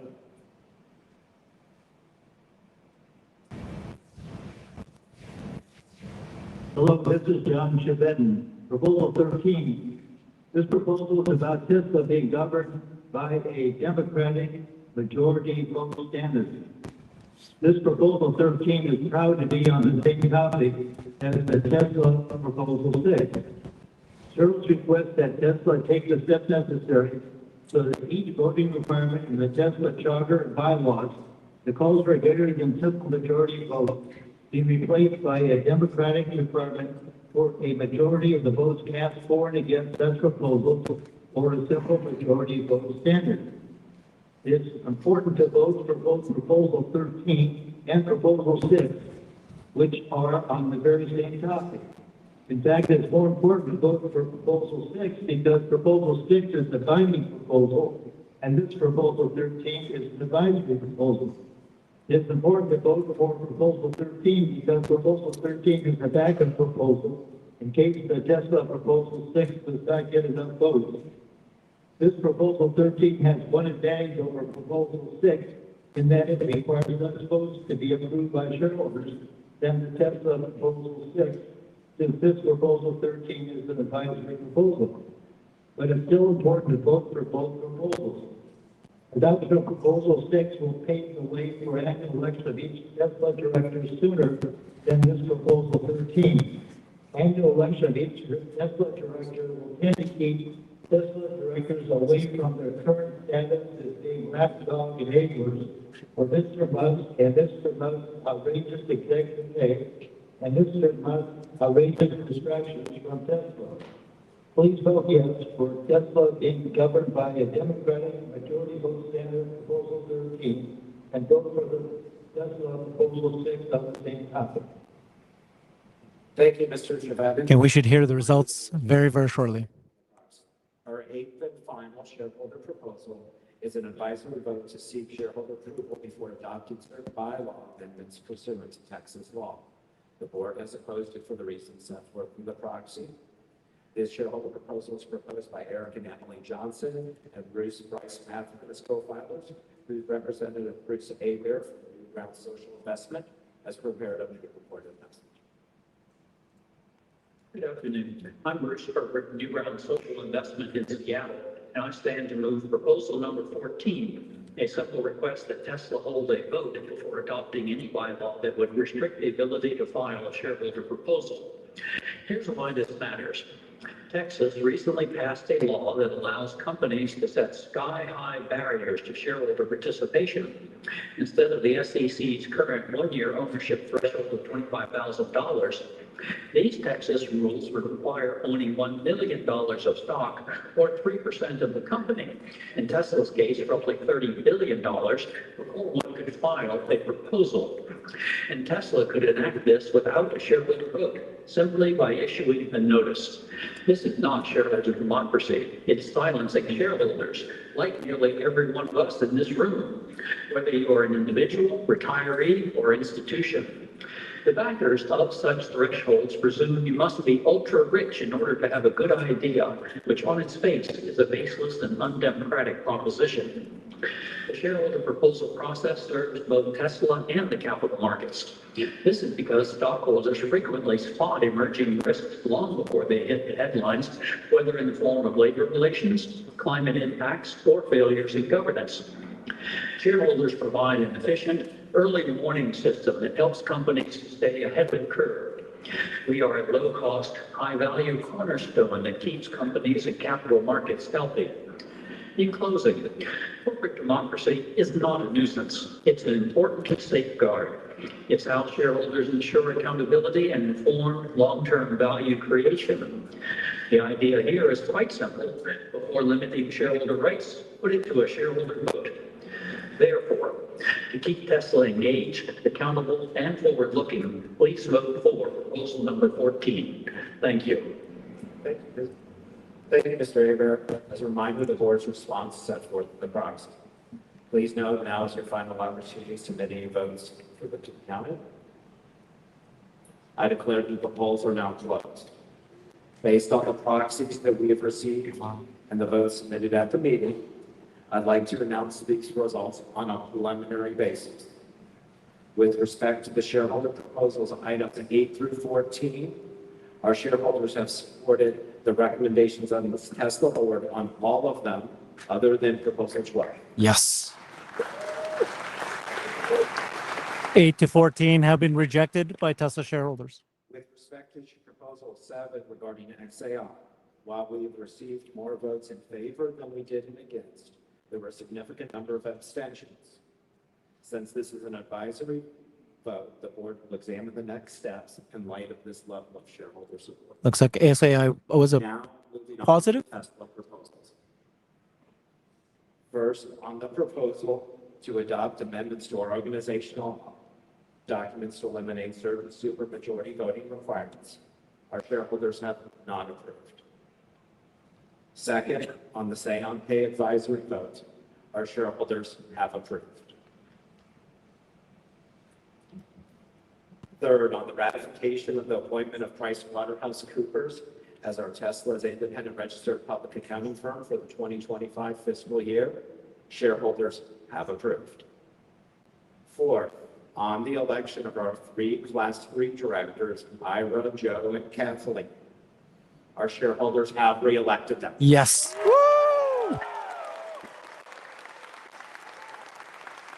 The 3 board members have been reelected. Fifth, on the amended and restated 2019 Equity Incentive Plan, our shareholders have approved. Yeah. Approved the new shareholder compensation, not the compensation plan, but more shares for employee compensation. Sixth and final, on the 2025 CEO Performance Award to our founder and CEO Elon Musk, with over 75% carry. Yeah! Woo! 75%! Woo! Woo! Yes!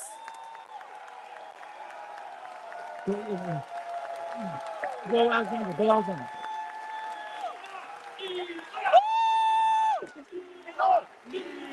Elon. Yes, 75% approval. That is a great number. Fantastic. Okay, here we go. The future is bright. We're going to get our milestones. Woo!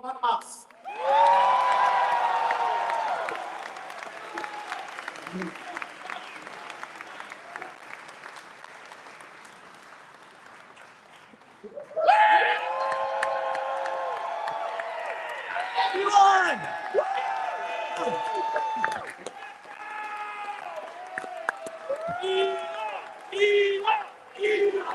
Woo! Elon!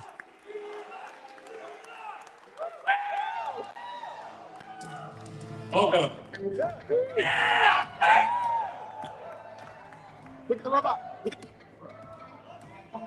So, Oh my God.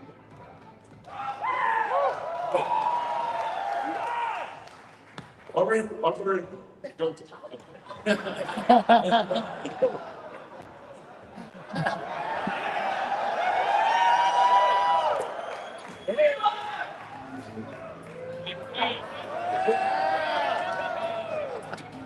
Elon taught the bots to dance.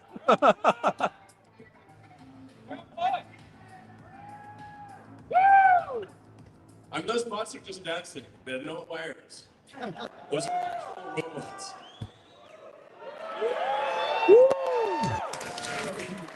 Yes, it was approved. Elon's compensation package was approved by 75%. First of all, I'd like to just give a heartfelt thanks to everyone who supported the shareholder votes.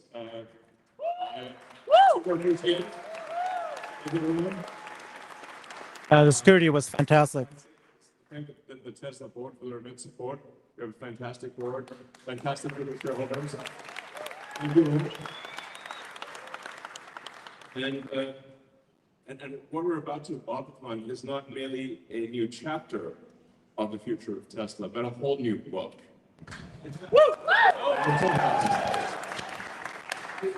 So this really is going to be quite the story, and Optimus is a fundamental part of that. The sheer scale of Optimus. I mean, I'm going to say a bunch of things that probably I shouldn't say. Do it! But that's what keeps it interesting. I mean, have you watched any other annual shareholder meeting? I mean, honestly, it's like, I mean, you need to go to sleep, sure. I mean, there's other shareholder meetings are like snooze fest. I mean, but ours are bangers. I mean, look at this. This is sick.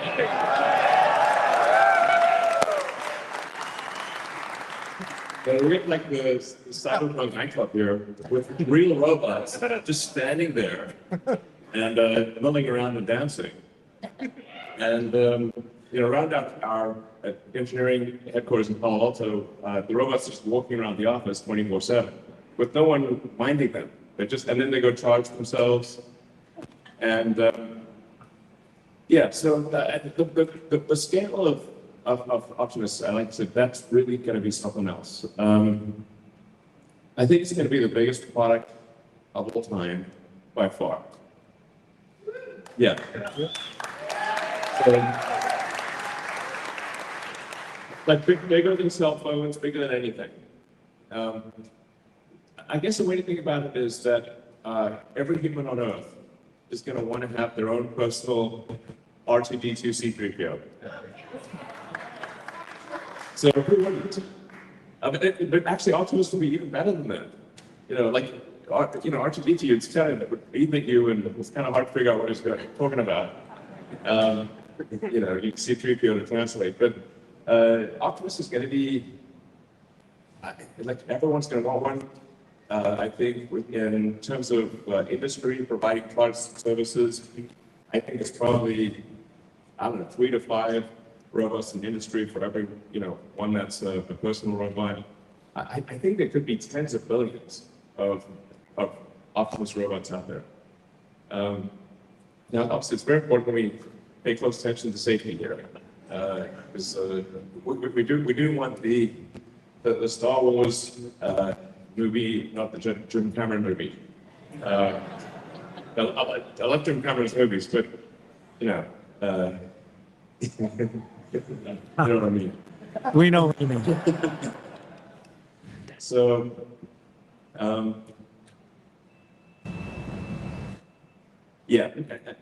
So we're going to launch on the fastest production ramp of any product, of any large complex manufactured product ever.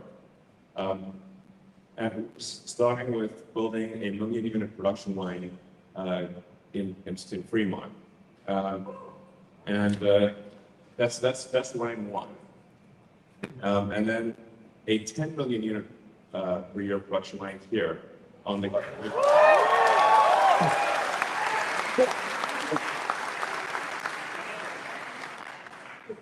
I don't know where we're going to put the 100 million unit production. Maybe on Mars. I don't know.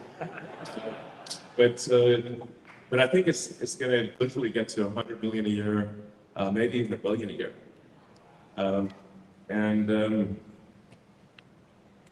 People often talk about like eliminating poverty, giving everyone amazing medical care. Well, there's actually only one way to do that, and that's with the Optimus robot. With humanoid robots, you can actually give everyone amazing medical care. In terms of Optimus will be more precise. Optimus will ultimately be better than the best human surgeon with a level of precision that is impossible, that is beyond human.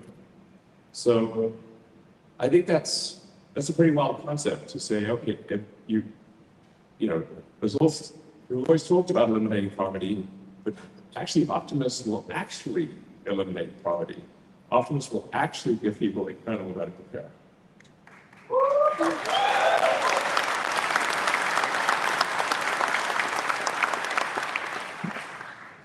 So, and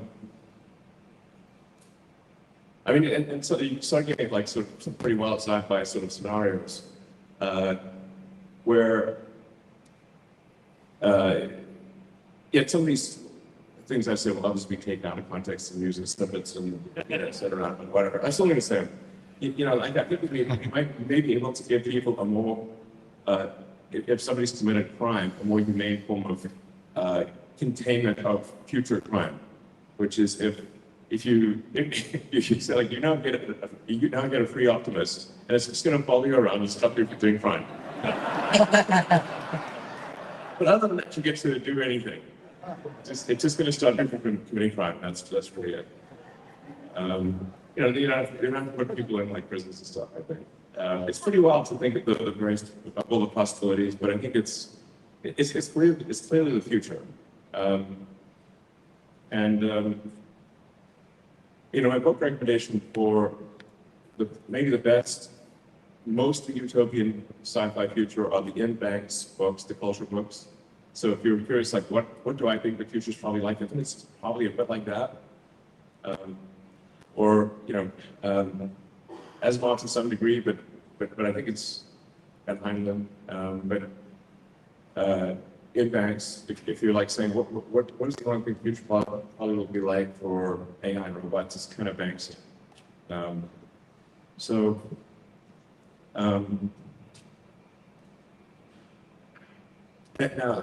things do get kind of wild from an economic standpoint. Because at a certain point, with AI and robotics, you can actually increase the global economy by a factor of 10, maybe 100. There's not like an obvious limit.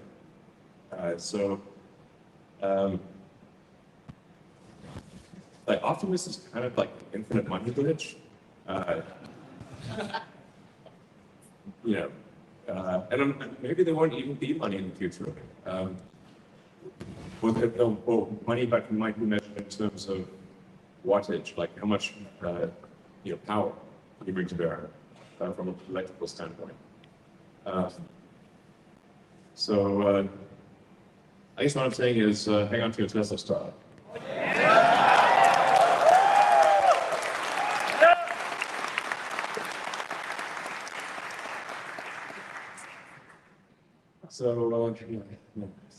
Wow.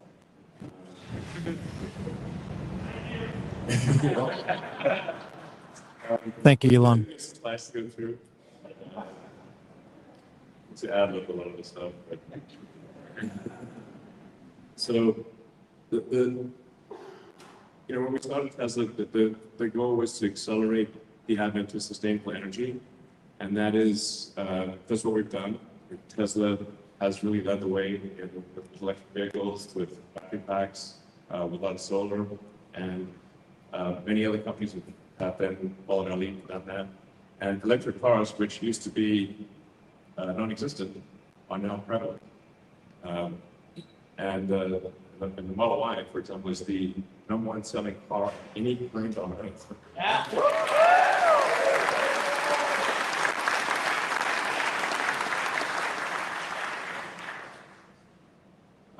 But obviously now with AI and robotics, we need to update our mission. And our mission, I think it's good. It's a great mission, which is to achieve sustainable abundance, which is, it's like, because I often ask people, what is the future that you want? What's the best future you can imagine? Because we're trying to make that future, like make the best future you can imagine. And I guess probably the best future is if people, can have whatever they want from a goods and services standpoint or medical standpoint. But at the same time, we don't destroy nature, and we keep the rainforests and the beautiful national parks and all that stuff. And so that's what I mean by sustainable abundance. Is that people, can have whatever they want, have all the needs met, but we still keep all of the natural beauty that we want.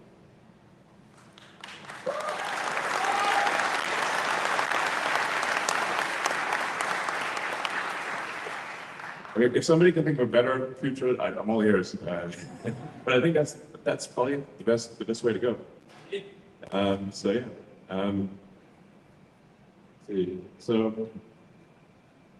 Yeah. As you know, every Tesla is designed to be autonomous. So it's sometimes difficult to explain to people if they've not. In fact, I'm sure you've all encountered this, where you try to tell people that the Tesla can drive itself, and they think you're crazy or something. I mean, especially like, apart from the Cybertruck, our cars look pretty normal. I mean, they're good-looking cars, but they don't look super. They look normal. But I guess it's kind of like having a cat, or like, and the cat's just sitting. Let's say you've got a cat, and it's like just sitting there on a couch, and you try to tell people that the cat can actually, it's actually Puss in Boots, and it can actually put on boots and a hat and swashbuckle and sing and dance. And you're like, no way, man, that's a cat. Until the cat does all those things. You're like, what the? So we've got, millions of Tesla cars out there that are they're kind of like Puss in Boots. They're intelligent, but people don't know that they're intelligent. They look like normal cars, but actually they're super smart and can drive themselves. So I think that's probably the single biggest thing we need to do is to educate potential customers that you can either have a car, you can either have a cat that's like normal cat, or you can have Puss in Boots. And Puss in Boots are very cool. So these days when people come to our stores, or people that have the car haven't turned it on, we find. And sometimes people have paid for FSD and haven't turned it on. We're like, what? Should at least try it once. And so now the sales team, the service team will actually sit with customers and say, look, let us show you how it works and how easy it is. And then once they've tried it for even just a few days, they can't live without it. And now with version 14, we're actually getting to the point where we almost feel comfortable allowing people to text and drive, which is kind of the killer app. That's really what people want to do. Yeah. Actually, right now, the versions, the car's a little strict about keeping your eyes on the road. But I'm confident that in the next month or two, we're going to look closely at the safety statistics, but we will allow you to text and drive, essentially. Maybe in a couple months, unsupervised FSD.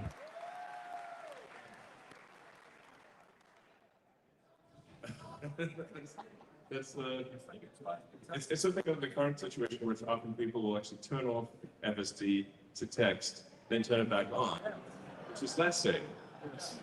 So yeah, that's probably the single biggest thing is just getting people aware of FSD And then obviously we need to get it approved in Europe. So we certainly appreciate the support of our customers in Europe, pushing the regulators to approve FSD, because you can't even get even just normal supervised FSD is not allowed in Europe currently, which doesn't make any sense. And I've had these like crazy conversations with regulators that seem like a Franz Kafka novel, where I'm like, well, look, we have, billions of kilometers of data that shows that FSD increases safety. And they're like, well, we have to have all these committee meetings. I'm like, yeah, but people's lives are at stake here. So definitely a pressure from our customers in Europe to push the regulators to approve would be appreciated.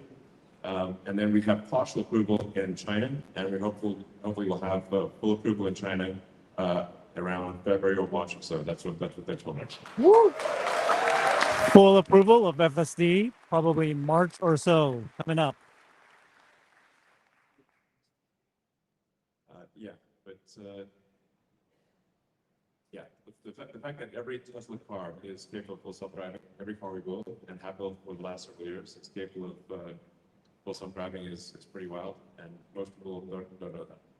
So, and then we've got the first car that is specifically built for unsupervised full self-driving to be a robotaxi. It's called a Cybercab. Look at the one. It doesn't even have pedals or steering wheel.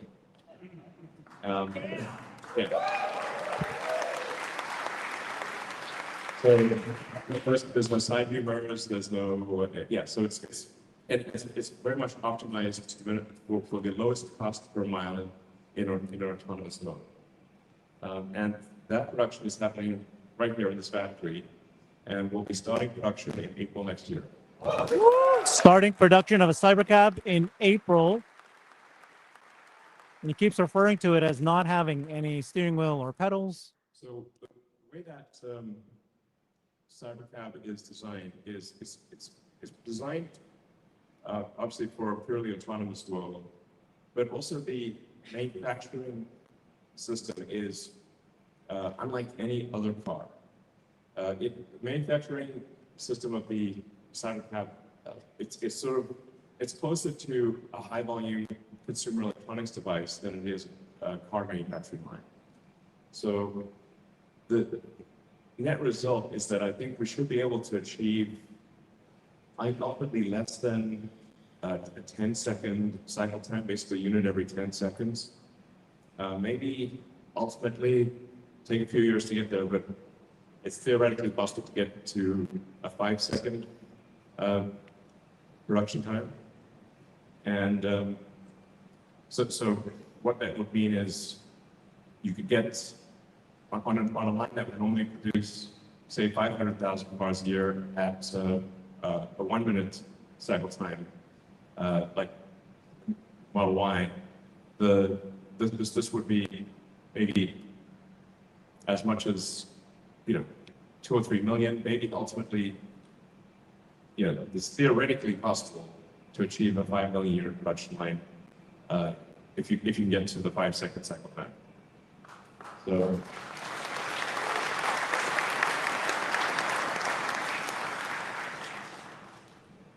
a lot of cars. So these will be everywhere in the future.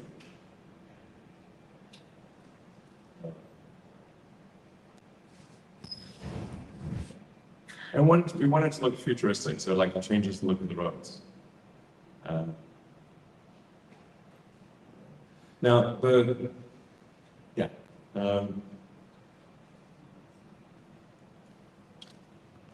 the ingredients, when you look at what Optimus what's required to make Optimus, the various ingredients, what do you need to do to do high volume humanoid robot production?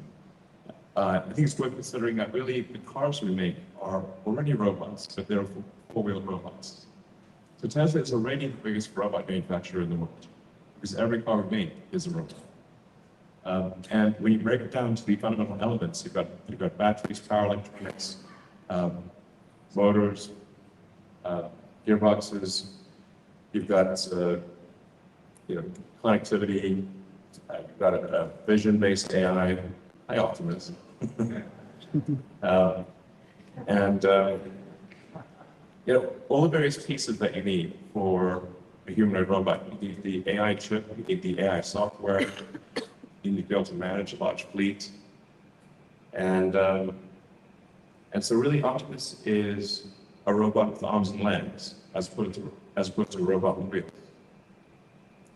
So Tesla's ideally suited, I think, to succeed in this arena. And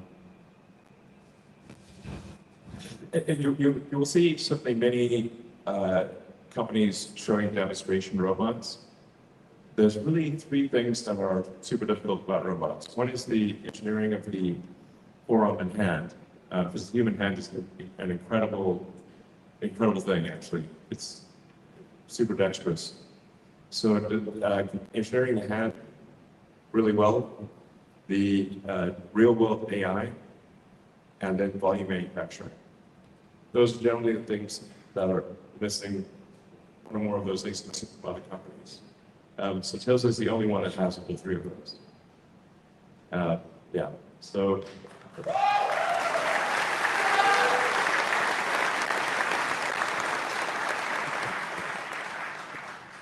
So this is the Optimus kind of initial, it's a kind of a prototype production line.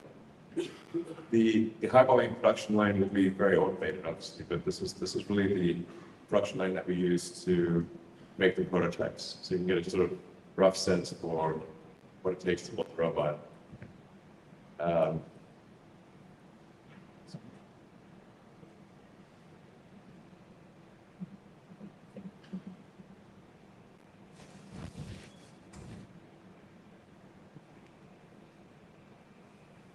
Gonna pull the finger.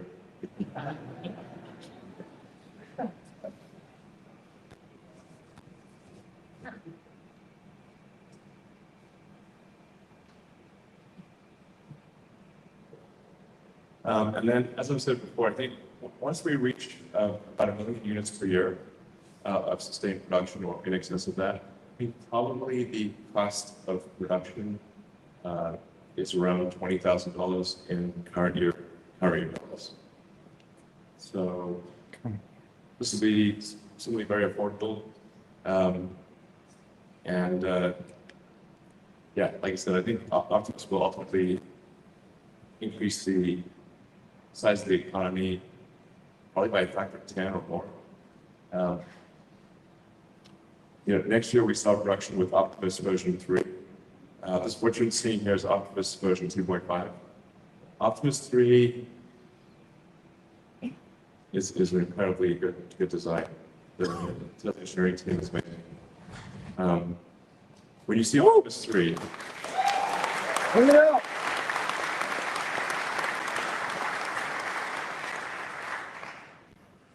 It will seem as though that there's someone like a person in a robot outfit, which is how we started with Optimus.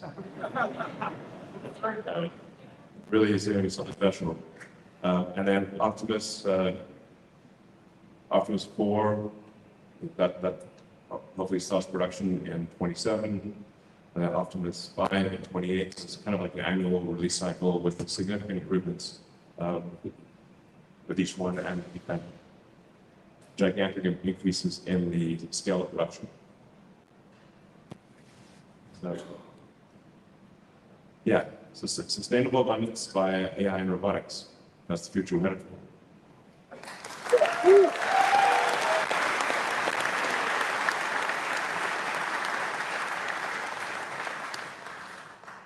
And as I think most people here know, the safety statistics show that miles driven on FSD are much safer than miles driven without it. So what this will translate to ultimately is saving the lives of millions of people and preventing hundreds of millions of accidents. So a massive increase in lives solved and tragedies avoided. It's going to be amazing.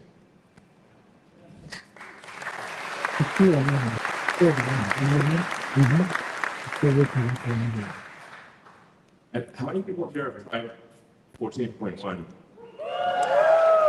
Good. Yeah, you can see even with the point releases, it's getting quite a bit better. It should be pretty smooth at this point. But really 14.2 is the major change with 14.2 and then 14.3. I think by 14.3 is when we're really at the point where you can just pretty much fall asleep and wake up at your destination. Wow. Okay. FSD version 14.3, you can pretty much fall asleep and get to your destination. And then I've been putting a lot of time into the new Tesla chip design because in order to have a functional robot, you have to have a great AI chip. And it needs to be an inexpensive chip and it needs to be very power efficient. So we believe the AI5 chip will be probably about a third of the power of, say, something like a Blackwell, NVIDIA Blackwell, which is a great chip, for roughly comparable performance, and much less than 10% of the cost.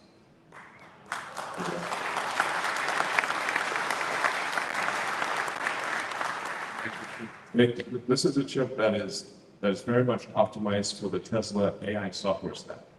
So it's not meant to be a general purpose chip. It's meant to be an amazing chip for the Tesla AI software. I mean, a couple things that I think make people like, how is Tesla able to achieve such an improvement? I think it is because we are specialized. We're not trying to. NVIDIA has to serve the superset of all past and future customers. So all of their requirements, all of the software that they're running has to work, which is a very difficult problem. Whereas we just need to make it work for our software. And so we were able to simplify the chip dramatically. And then we also, I think we're unique in this, but like we have an integer-based system. And integer operations are fundamentally more efficient than floating point operations. So we can do floating point, but the vast majority of our inference is done in integer, which is, if you're familiar with sort of logic gates, like the simplicity of integer, and integer is much more power efficient, much more silicon efficient, but you actually have to train for integer inference, which everyone else is training for floating point. There's kind of like a niche technical detail that is actually very important. So yeah, this is going to be a great chip. So this chip will be made in basically 4 places: TSMC Taiwan, Samsung Korea, TSMC Arizona, and TSMC Texas.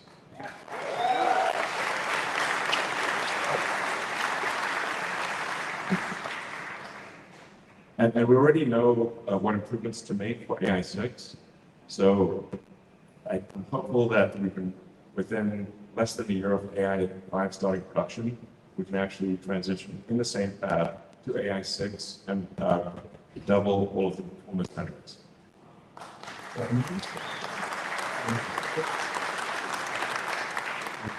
I'm super hardcore on chips right now, as maybe you can tell. I have chips on the brain. I dream about chips. Good. I can draw the at least the broad brushstroke physical design of the AI5 chip by heart at this point.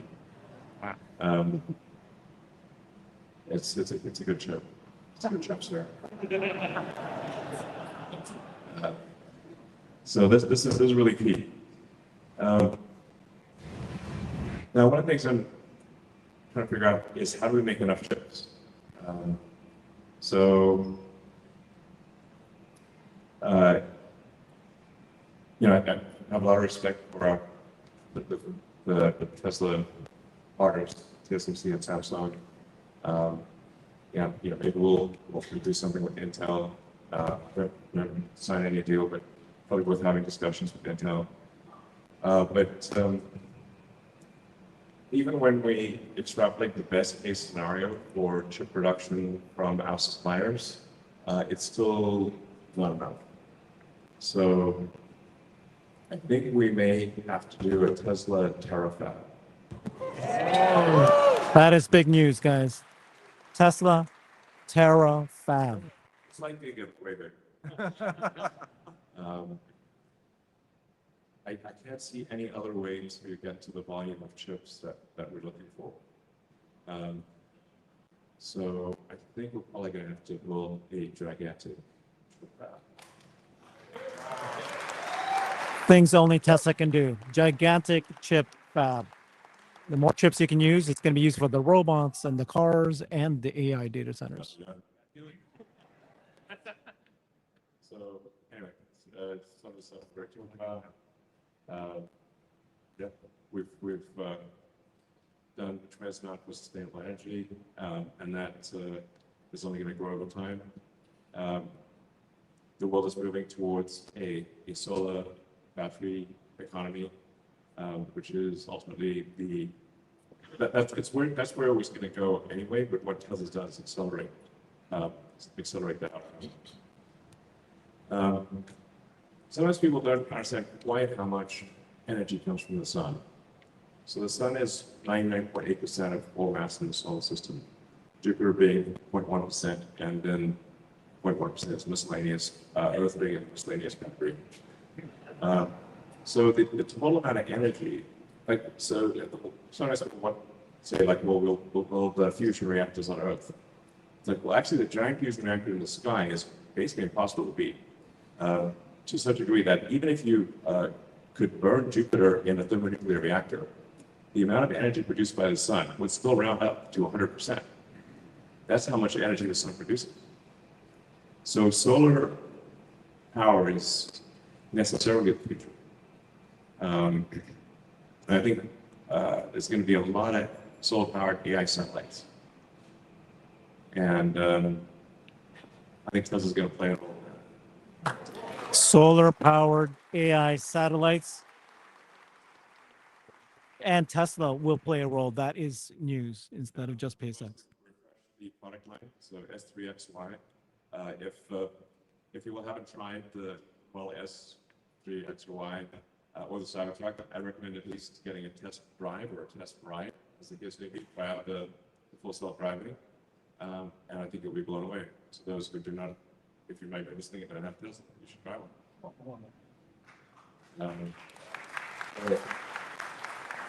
Of course, we've got the Cybertruck, which is the toughest truck of all time.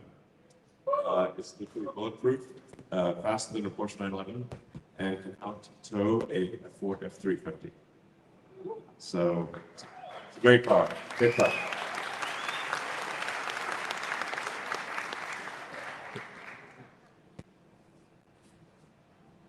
And then starting next year, we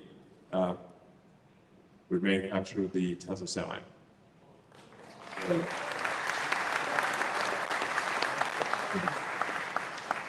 This is already, we already have a lot of prototype Tesla semis in operation. PepsiCo and other companies have been using the Tesla Semi for quite some time. But we will start volume production at our Northern Nevada factory in 2026. So we got two big products, or three massive products starting production next year. We've got Optimus, we've got Tesla Semi, and we've got the Cybercab.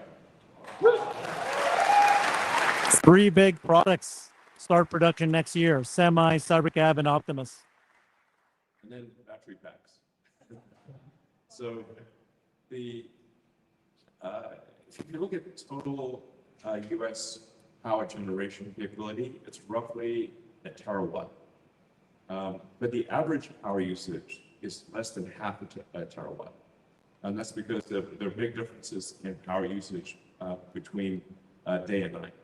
So the daily and seasonal variations in power consumption mean that the United States, and really every country, is only producing about half as much electrical energy as it could. Because without batteries, there's no effective way to buffer the energy. So what batteries actually enable is, even if you don't build any incremental power plants, you could double the energy output of the United States just with batteries. This is a super big deal. And in fact, I think that's really where most of the incremental energy production in the United States is going to come from. It's literally batteries. So, a bigger deal than AC.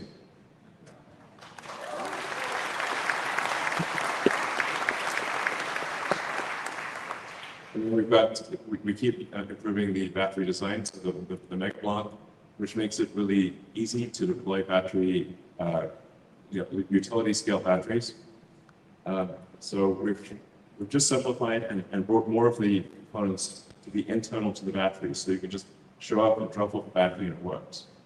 And then hopefully over time we will actually add more and more of the power electronics, so that Megapack will actually be able to output up to 35 kilovolts directly. So you won't need a substation, is what I'm saying. You can just literally drop it off, kind of like the way that a power wall, you just connect it to the house, the utility wires go on one side, and the other side goes to the house mains, and that's it. So we want to get Megapack to the point where you just literally take the utility wires and you plug them in, and it just works.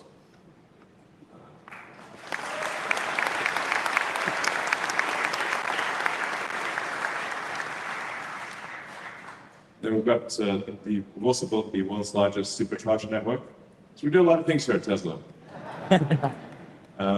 That's the biggest supercharger network in the world by far. And ultimately, you'll be able to go anywhere on Earth using a Tesla supercharger.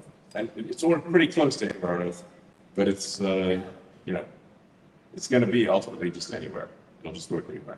So the supercharger team has done great work in expanding that and improving the efficiency of the supercharger network. And in North America, they did such a good job that the other car companies basically said, well, they'll just use the Tesla supercharger network. And we're like, okay, sounds good to us.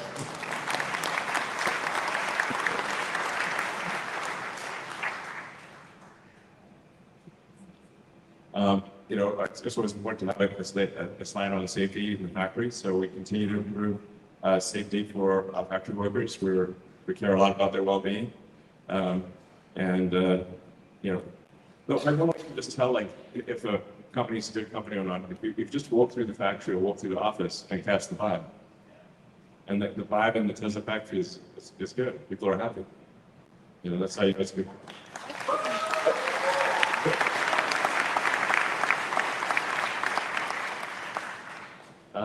We've also put a lot of investment into raw materials. So we built in South Texas in Corpus Christi the biggest lithium refinery outside of China, I believe. So it's starting with 50 gigawatt hours of lithium, and we'll expand from there. So this is a very, very important to have,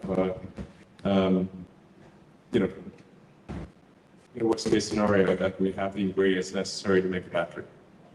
Very important. And then we've got here on this site the cathode factory, which is just the sort of giant building about half a mile that way. We're just making sure that we, from a supply chain standpoint, are resilient against any potential geopolitical challenges.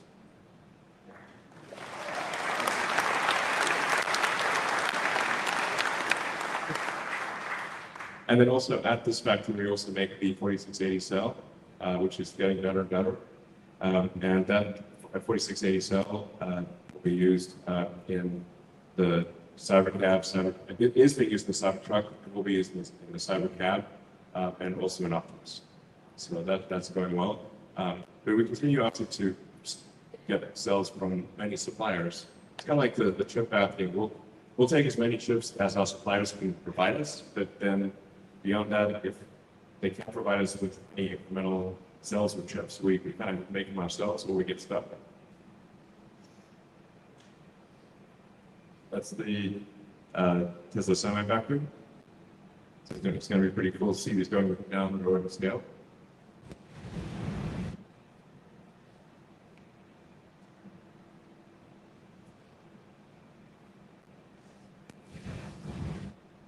Yeah, so that's the basic plan. Sustainable abundance growth.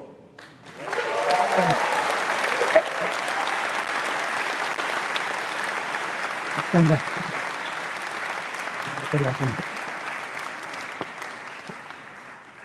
right, so yeah, I guess we can go into good name. The next shareholder meeting will have optimistics on the questions. Should we walk over there and then like videotape? Can we just walk over there and videotape right there? It's let's see. Well, thank you very much. By the way.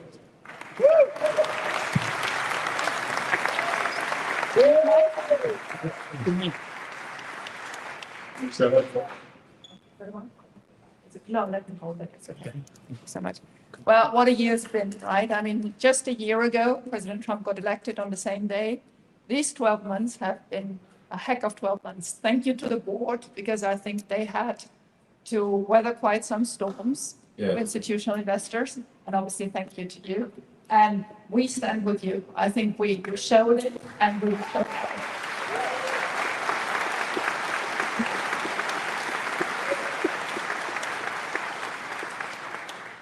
So we would like to express a wish to this. This is a nice venue. We love coming to the factory, and I think it's actually great we're doing this at the factory. But there are thousands of retail investors who are crying because they cannot. They come to me. I love being the mama, but I now give it to you. Please organize a big event. We're bigger than Berkshire, and we will do better than Berkshire. Yes. And we can.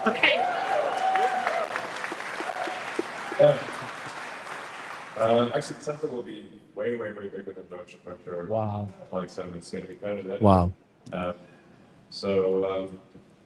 right, we'll do the next one. Maybe we'll do it in the.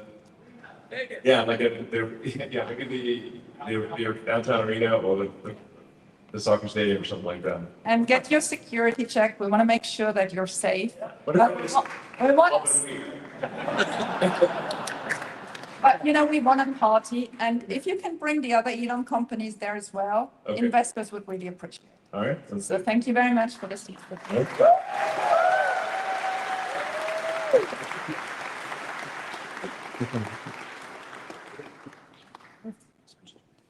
Elon, as a father, I just want to first thank you for everything you're doing in the world, especially freedom of speech. Thank you.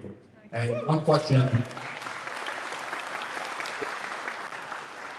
Will you or Tesla ever consider FSD tied to an owner's account rather than a vehicle to encourage more frequent upgrades, provided the transfer is to only a brand new Tesla vehicle while fostering brand loyalty? If the vehicle is sold or traded without an upgrade to another Tesla, FSD ownership would end. Well, we have done that a few times. I guess we could extend it again. We'll extend it.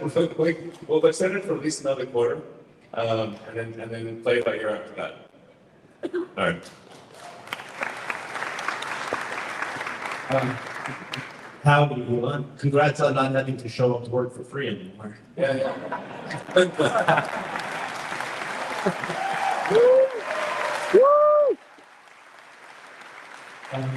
We now have over a $40 billion war chest. We're cash flow positive and remain that. We know how you feel about fiat already. Is it time to take a look at Bitcoin? What's your opinion on that? Also, you've hinted towards that there's a wheelchair accessible model in the works. Were you referring to the Revoken? And if so, can we please speed up production to help the least fortunate? Sure. Obviously we need a vehicle that's big enough to fit a wheelchair, which is wheelchair accessible. So I think that is the Revoken or Robust or whatever we call it. I mean, it's not like we're slowing down because we want to slow down. It's like we're spending like a zillion planes here. So, but I do think it would be very cool because I think aesthetically as well, it just would change the look of the roads and make it feel like the future. So, so it won't be long before we make that. But it's since we do have Optimus, we've got Cybertruck, Optimus, and Semi all next year. But we'll probably have to be maybe the year that, a couple years from now or something like that. But we still think we'll make a wheelchair accessible vehicle.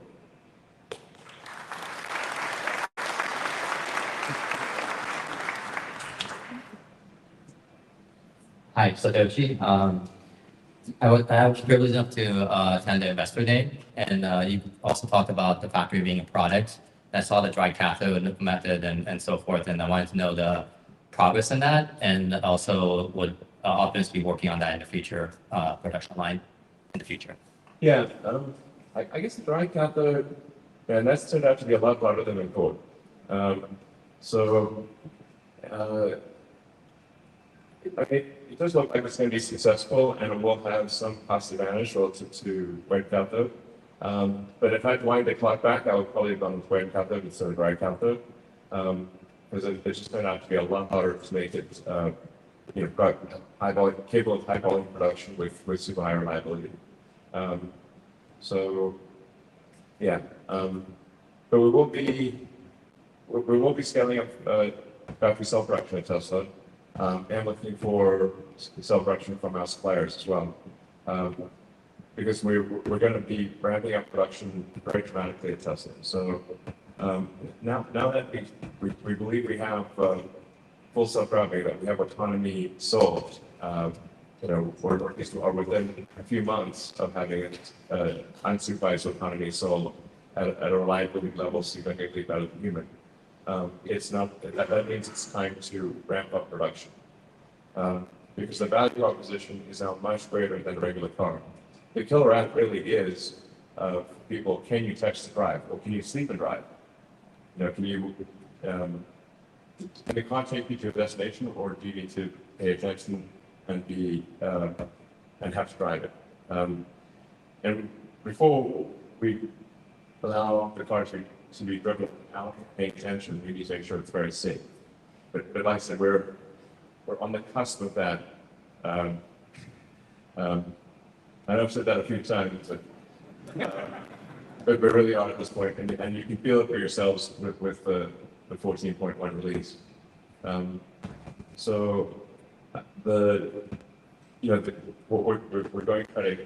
We're going to push to expand vehicle production as fast as we possibly can. So aspirationally, we're aiming to increase vehicle production by about 50% by the end of next year. So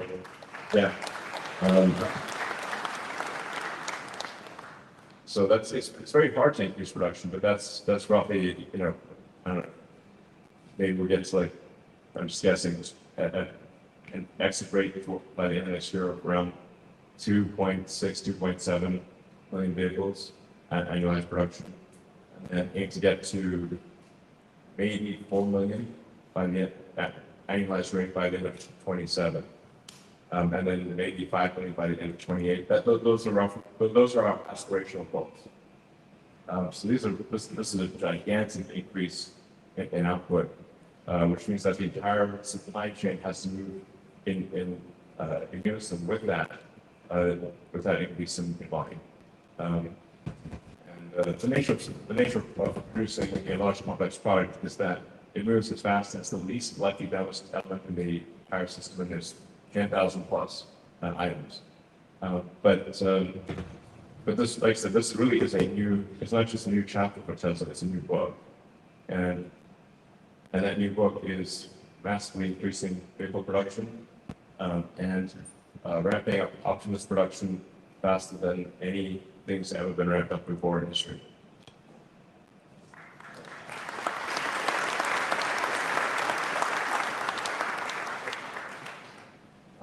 Elon, thank you. Thank you from all of us. Retail shareholder is really, really caring. So I echo the sentiment of, larger revenue and more income. Um, you know, as a testament to that, I was fortunate enough to be here last year. And since then, touring the factory, talking to people that work here, I'm just a retail shareholder, but increased my holdings 12 times. Right? So I know it's really engaging and gives people confidence. And so thank you for having us. And I do like that it grows. Last year, I'm the one that asked you about your well-being and safety. Oh, yeah. And Full out. It's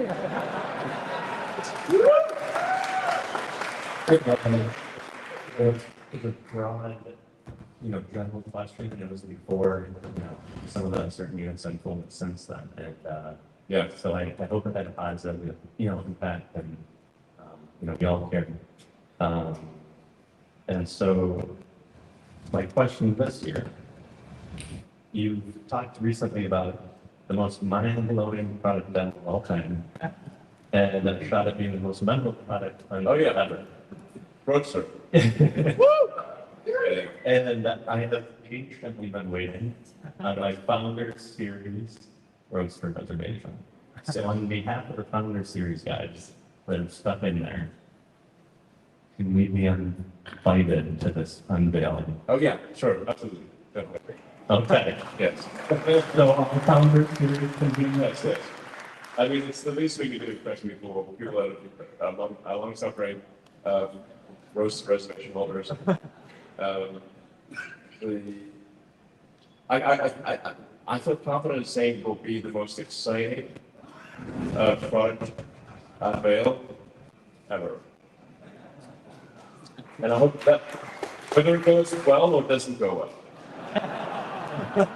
Well, that's one. Since I'm up here, can I get the first one? Well, I guess it's according to whoever put down that deposit in that sequence. So that's you'll get a very early one. And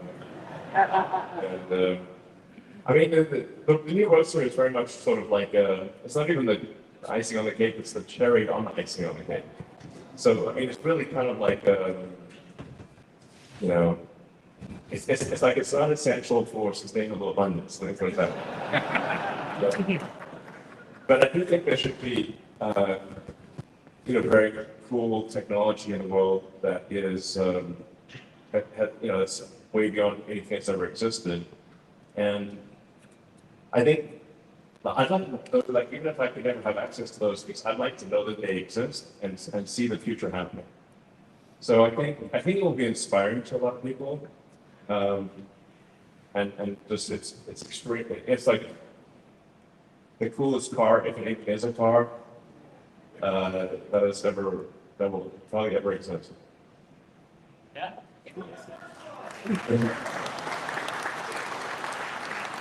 Back to the proposal plan. That's amazing. The compensation. Question back to chips. The chips. Chips will be something factor to the future. So on that, chips and electricity are the two limiting factors. yeah, we got the energy and power, energy packs ready to roll. So I think on the chips, I think you said TSMC, Samsung, perhaps Intel, 14A, and several different sites. There's a couple of US factory sources. I mean, we're like everybody. It's like yeah. And so I guess is there an open door in the future of investing directly into some of those foundries? And second question, how big is a tariff factory? You put that in scale. Scale. Centralized. That's semiconductor tariff factory. Yeah, well, the thing is that we actually have agreed to buy all the chips that are made from the fab. So it's basically a money printing machine for TSMC and Samsung. It's like literally faster making chips, faster than money, but it's still not going at just fast enough. So that's why I think, as far as I can see, the only option is to just go build some very big chip fab. And you got to solve memory and packaging too. So, but otherwise you just cap out at whatever the chip production rate is. So I guess Terra would be, you want to say it's got to be at least 100,000 wafer starts per month, size fab. And maybe that would be 1 of 10 in a complex. So that'll ultimately be 1 million wafers starts per month. Wow. Yeah, exactly. You can tell when it gets to giggle factor, that's probably a good sign that we're on something special. But I wouldn't be surprised if long term it's like 1 million wafers a month.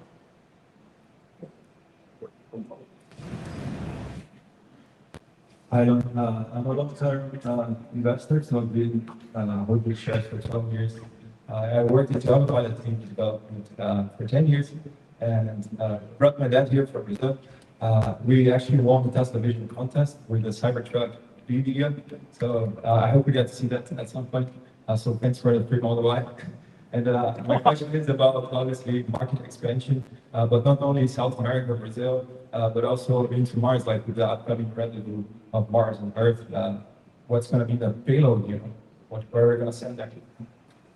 Well, Optimus is going to play a big role. Well, Optimus and I think Tesla vehicles will play a big role on the Moon and Mars.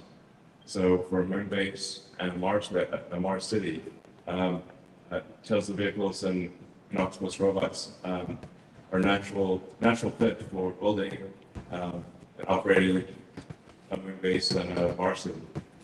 Cybertruck? So, sorry? Cybertruck also? Yeah, Cybertruck. You will need to drive around in a pressurized vehicle if there's a person inside. But it'll be something cool. Next level moon buggy and Mars buggy. So.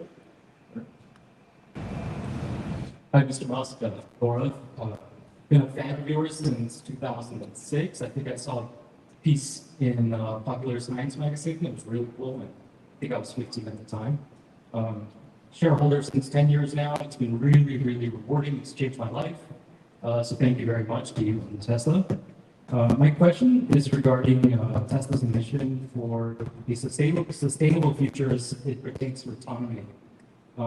I personally fully expect a deflationary period after, unlocked by autonomy, basically, both in moving humans and goods and whatnot, excluding Optimus even. What efforts is Tesla going to focus on to reduce developer mile?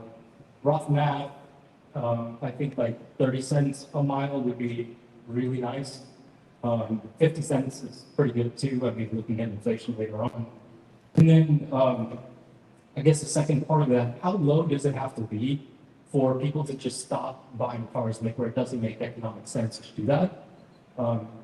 I expect that to affect economies of scale and then further increase the pricing of vehicles there on out. So what is that node at which inflection happens? Well, in terms of cost per mile, I mean, we do see a path with a lot of work to get below 20 cents a mile at $100.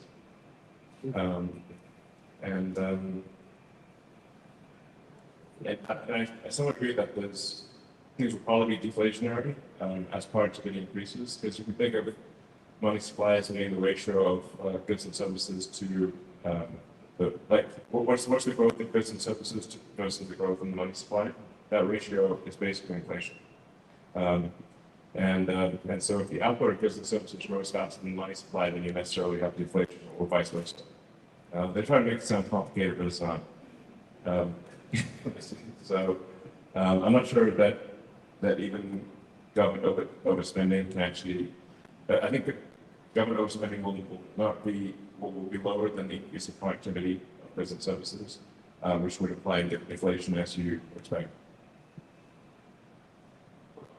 Sorry? What about economies of scale and the impact it has to how you respond as an automotive company when you stop potentially buying cars? Economies of scale. In like auto manufacturing, for instance, it only makes sense if lots of people buy vehicles. The total number of vehicles will decrease. The sort of vehicle fleet out there is about 2 billion cars. Like 2 billion. If you add up all cars and trucks that are not in a scrapyard, I think it's around 2 billion.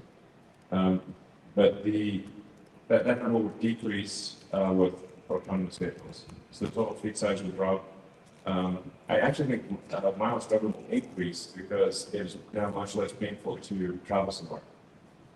So if somebody's thinking about traveling across the busy city, then they'll take into account, well, how much pain do I have to deal with if I have to go through 2 hours of traffic? I probably won't do it. But if you're just, say, sitting in a traffic watching a movie or doing some work, then it's just like sitting in a little lounge. So I think you'll see probably a significant increase in total miles driven, but at the same time, an increase in the total active fleet of vehicles.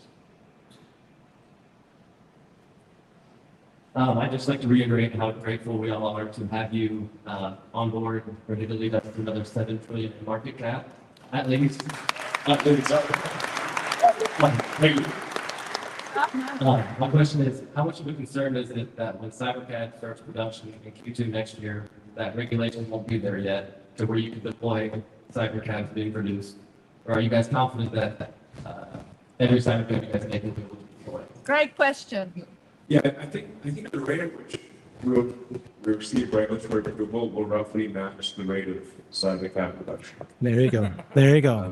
That's the answer. Maybe a little tight, but it's about right. And I'd like to thank Wayne for paving the Yes. path. It's very helpful. Yeah, I think we'll be able to deploy all the CyberCADs that we produce. And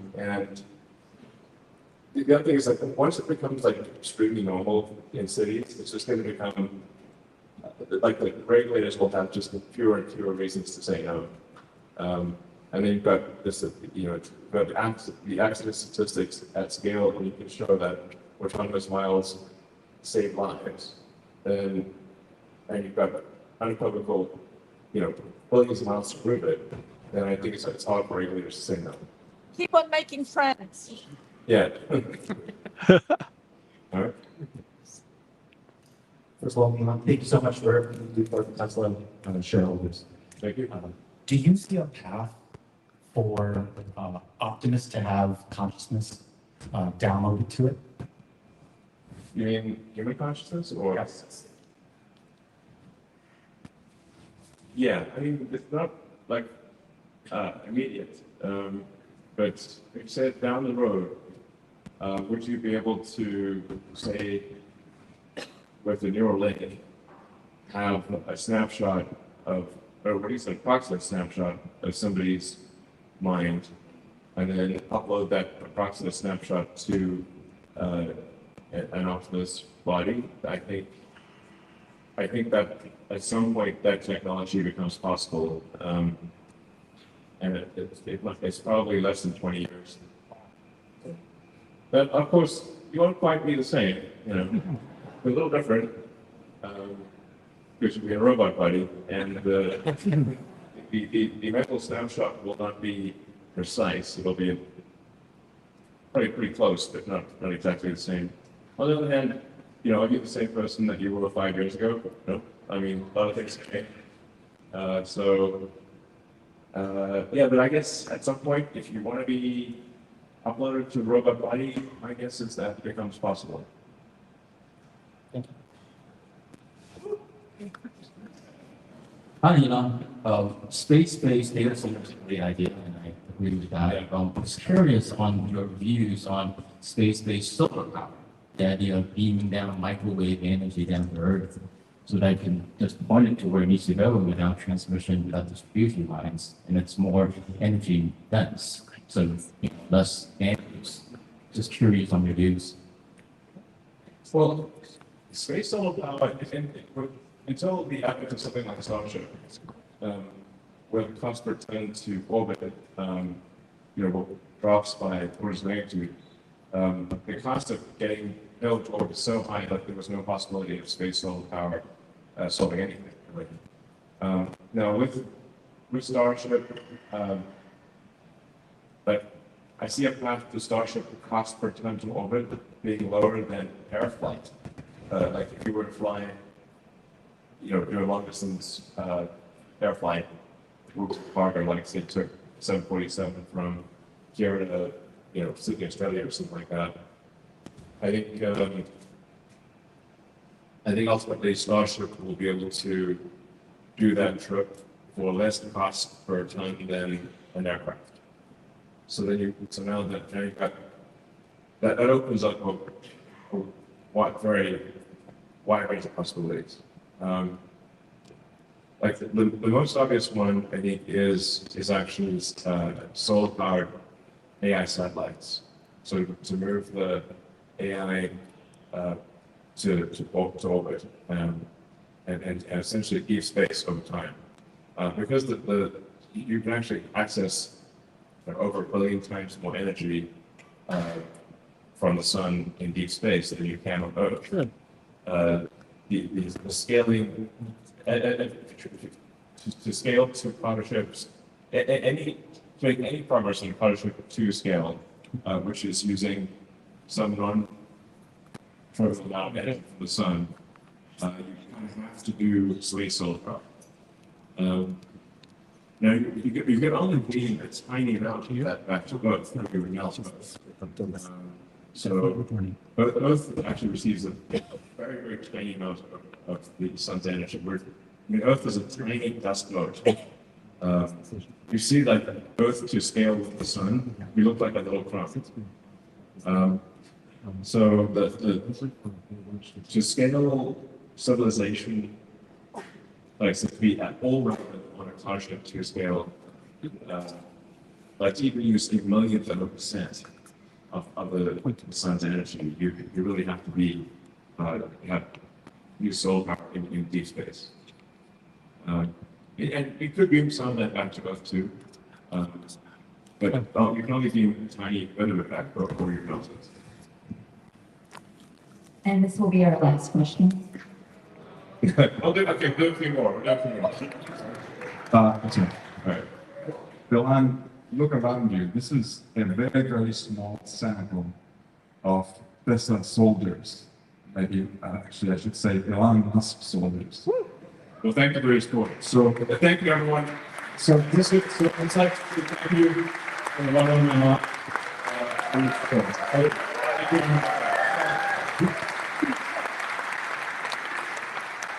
I know for sure a lot of them sold the farm to buy Tesla. And they stuck with Tesla through thick and thin, good days and bad days. Yes. So my question to you is, how do you feel about repeating the success, but in a safer way, where you get qualified Tesla retail investor only to invest in SpaceX, avoiding all these market manipulators, those crooks, and these short sellers? Yeah. It is a tough problem to have. I mean, unfortunately, over time, the parasitic load of being a public company has just grown over time. And so you get all these, like, spurious lawsuits, obviously, and they just make it very difficult to operate effectively as a public company. But I do want to try to figure out some way for Tesla shareholders to participate in SpaceX. That would be very cool.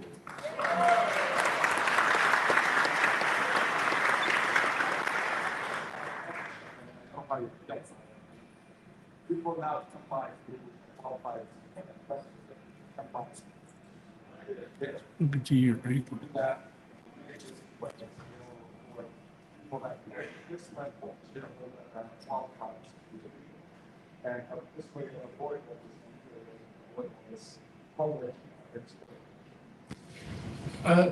I've been giving a lot of thought to how to give people access to SpaceX stock, because I do want supporters to have SpaceX stock, but there's this sort of 2,500 shareholder threshold for, before you become a public company. But I don't know, maybe at some point maybe at some point SpaceX should become a public company, despite all the downsides of being public. Right. First of all, thank you very much, Elon. Just an amazing job you do it, not only for Tesla shareholders, but the humanity in general. So we've got a couple of questions many of us are asking. We want to know, many of us think you are one of the most consequential business people on earth ever. And we want to understand, how do you think? Like, for example, like a couple of them, how did you know in the master plan part two, if it's like 2018 or something like that, you calculate at that point, it takes 6 billion miles of FSD miles driven before maybe the world, the regulatory, would prove it. And then the second is like, when you were deciding if Tesla's going to have, the hardware chips, AI chips, did you know at that time that at some point when you get to AI5, it's going to be used not only for cars, but for bots and for AI data centers? Like, was that loud a little bit, or was it like you kind of knew that those going to happen? Well, generally, in terms of the estimates, like for the self-driving stuff, I generally try to get things to within the order of magnitude. So I can see something like probably, and this was technically in kilometers, but it will be more closer to 10 billion kilometers, so roughly 6 billion miles, than it would be 1 billion. But I thought it would not take 800 billion kilometers. So it's really just, you're trying to, when you're trying to get something where there's a lot of uncertainty, you just try to get the estimate to the nearest order of magnitude, closest factor 10. And that's why I said, probably around 10 billion kilometers or 6 billion miles. And then, the chip, the reason Tesla created a chip team, and it's important to know, like, the vast majority of, like, Tesla is like a dozen startups in one. We've only really done one major acquisition, which is Solar City, and then some very small ones. So almost all of this is organic. So I built the chip team from scratch and the AI team from scratch. It was just because it became a limiting factor. So for hardware 2, we used NVIDIA, but NVIDIA was at that time focused on making really AI server hardware, which obviously was a smart bet. They're the most valuable, currently the most valuable company in the world. And Jensen Huang and his team have done an incredible job at NVIDIA. My hat's off to them. I'm a huge admirer of Jensen and NVIDIA. They've done amazing work. But they didn't want to do a low-cost, power-efficient car computer at the time, AI car computer. So it was like, well, I guess we need to start a chip team to solve that. So then that's when I hired Drew Keller and we built a chip team, and did AI3, then AI4. And then we made some mistakes there with AI5, but now AI5 is back on track. And we'll have a very rapid cadence to AI6 and so forth. And this is really necessary for the car to, like with the AI4, we can get to 200 or 300% better than human safety, maybe 400% better. But with AI5, I think we can do 1,000% better, or maybe even better than that. Than human safety. So at a certain point, actually, it might be too much intelligence for a car. I'm thinking, what if you get stuck in a car and you have too much intelligence? But then one of the things we could do is, when the car is idle, is use the car as a massive distributed AI inference fleet. So, with considered customers, they're like, do you want your car to earn money for you while it's sitting in your garage all day? I don't know. We'll pay, $100 a month, $200 a month, or whatever the right number is. If you allow Tesla to do AI inference workloads when you're not using a car. And that also helped the AI in the car not get bored. So, it's like, I sort of imagine, like, what if I got stuck in a car? And then, and the highlight of the day was driving.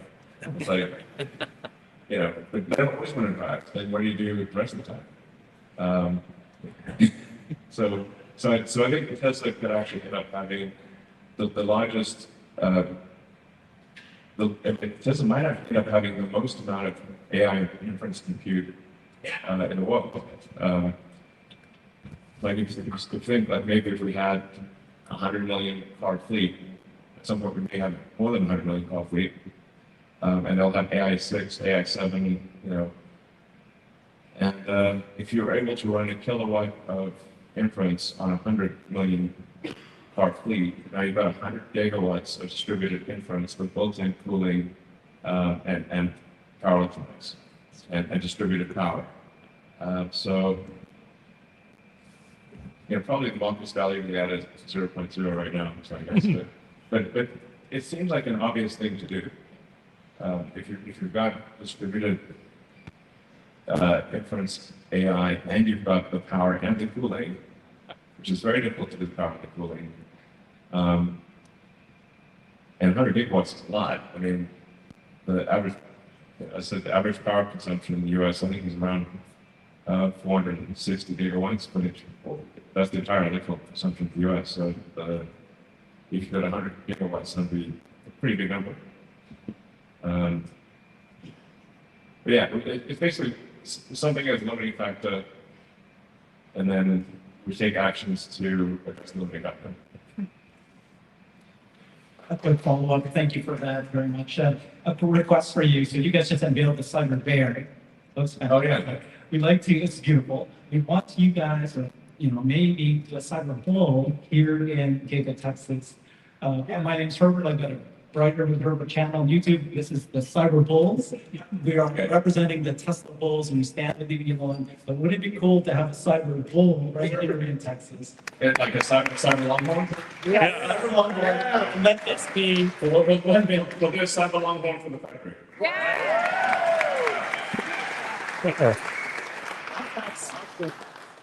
Good afternoon. Good job. I'm very excited to ask this question. I've dreamed of getting away at Tesla for a very, very long time. And I finally mortgage checked them enough that they're willing to foot the bill for it.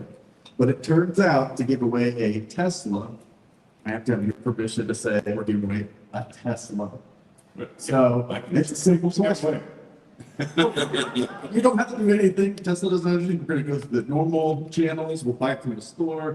All that stuff. Totally cool. Yeah.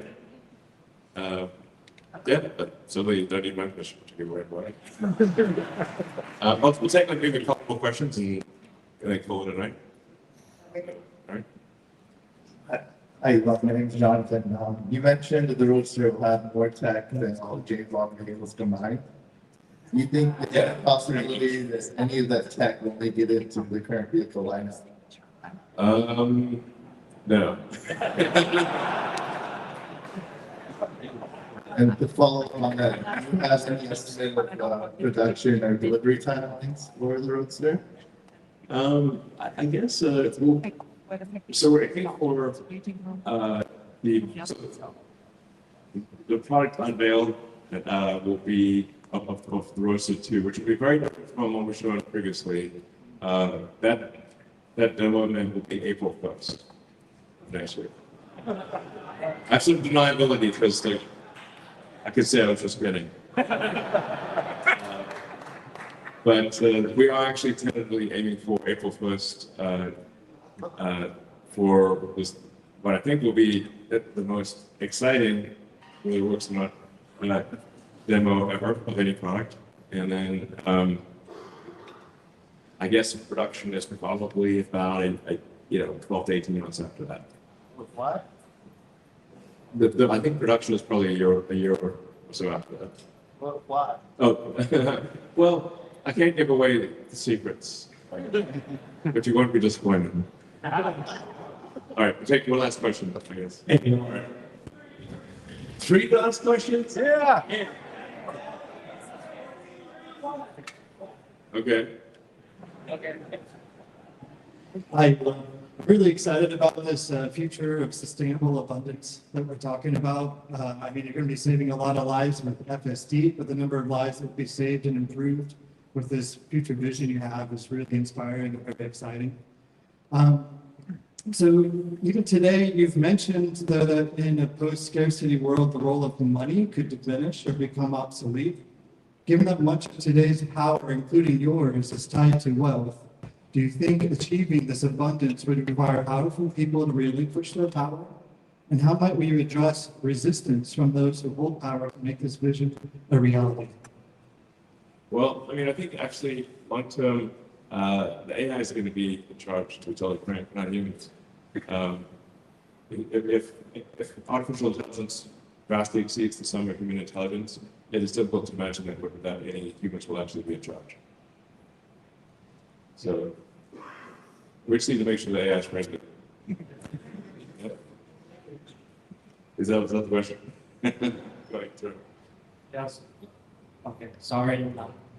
Okay, yeah. So I'm CyberCat on X, and I'm doing YouTube and content creator. There's one thing I always heard about Tesla owners or people who want to buy a Tesla complain about that is about super expensive insurance, right? And the thing is, Tesla, I know Tesla also do insurance. However, it's not cover every place, right? Like based on Boston, I don't have too much options. It's super expensive.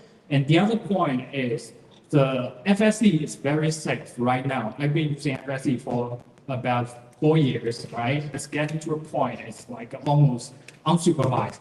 However, the insurance still does not take this into consideration. They don't ask you whether you have FSD or not, and they don't know how much you travel with FSD, and that is not a part of the risk prediction kind of thing, right? So I feel like what's your thought about insurance going forward, especially when we're getting close to autonomy? What is tax like either using your own or with the external partnership? For example, there is a company called Lemonade. We need to not have the questions be super long. I mean, health insurance is trying to expand as quickly as possible, but the regulatory structure for insurance is extremely complex and works on a state-by-state basis. So it's really somewhat rapid. The rules for insurance are different with every state. It's a very, very complicated thing.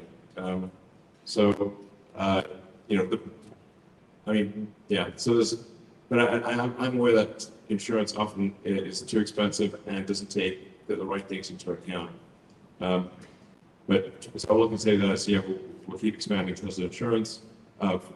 When the car is operating as a cybercab, Tesla will simply self-insure, so that kind of solves that. But insurance is a real pain in the neck, for sure. Okay. I do need to end this at some point. One question there. All right, thanks Elon for taking my question. I appreciate it. My question has to do with compute and what the build out or how much is necessary to train Optimus and actually get them to a very household, meaningful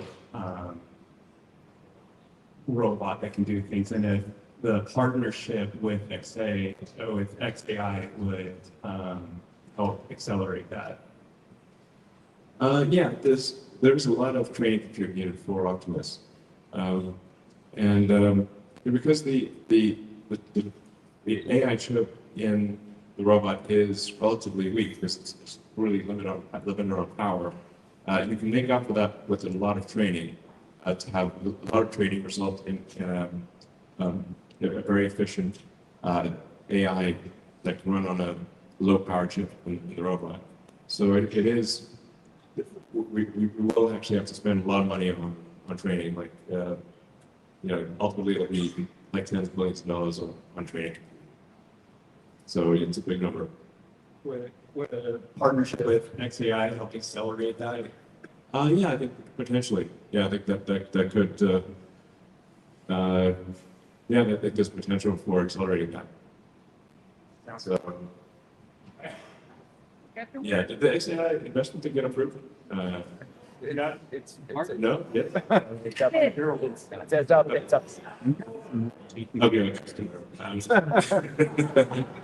Whenever like it's like Tesla and some other company that I'm interested in, it's like always quite complicated to do things. Has to go through a lot of groups to happen. But I do think there's a lot of potential for collaboration with XAI in the future and with SpaceX. Okay, this is the last one. Yeah. Thank you so much. Captain Emil next. I support you. Thank you so much for introducing. Very simple question. I'm from Israel. I don't represent a lot of people, but people do ask me, and I'm going to ask you, any chance to have the app in other languages, like Hebrew, for example? Some people struggle with even the app, the app is... The app itself, just the app, the application. The app is not in Hebrew? No. Oh, and a lot of people don't speak English, so. Oh, okay. Shoot, I thought we had it in all languages. Okay, well definitely the app needs to be in all languages. All right.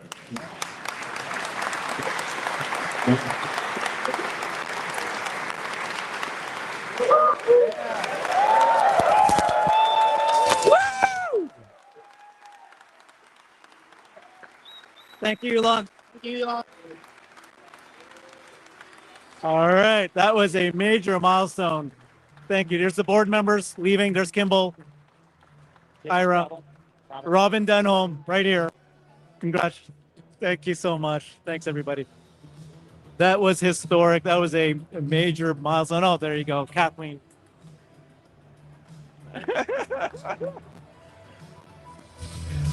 Big milestone. So we got approved. Alexandra,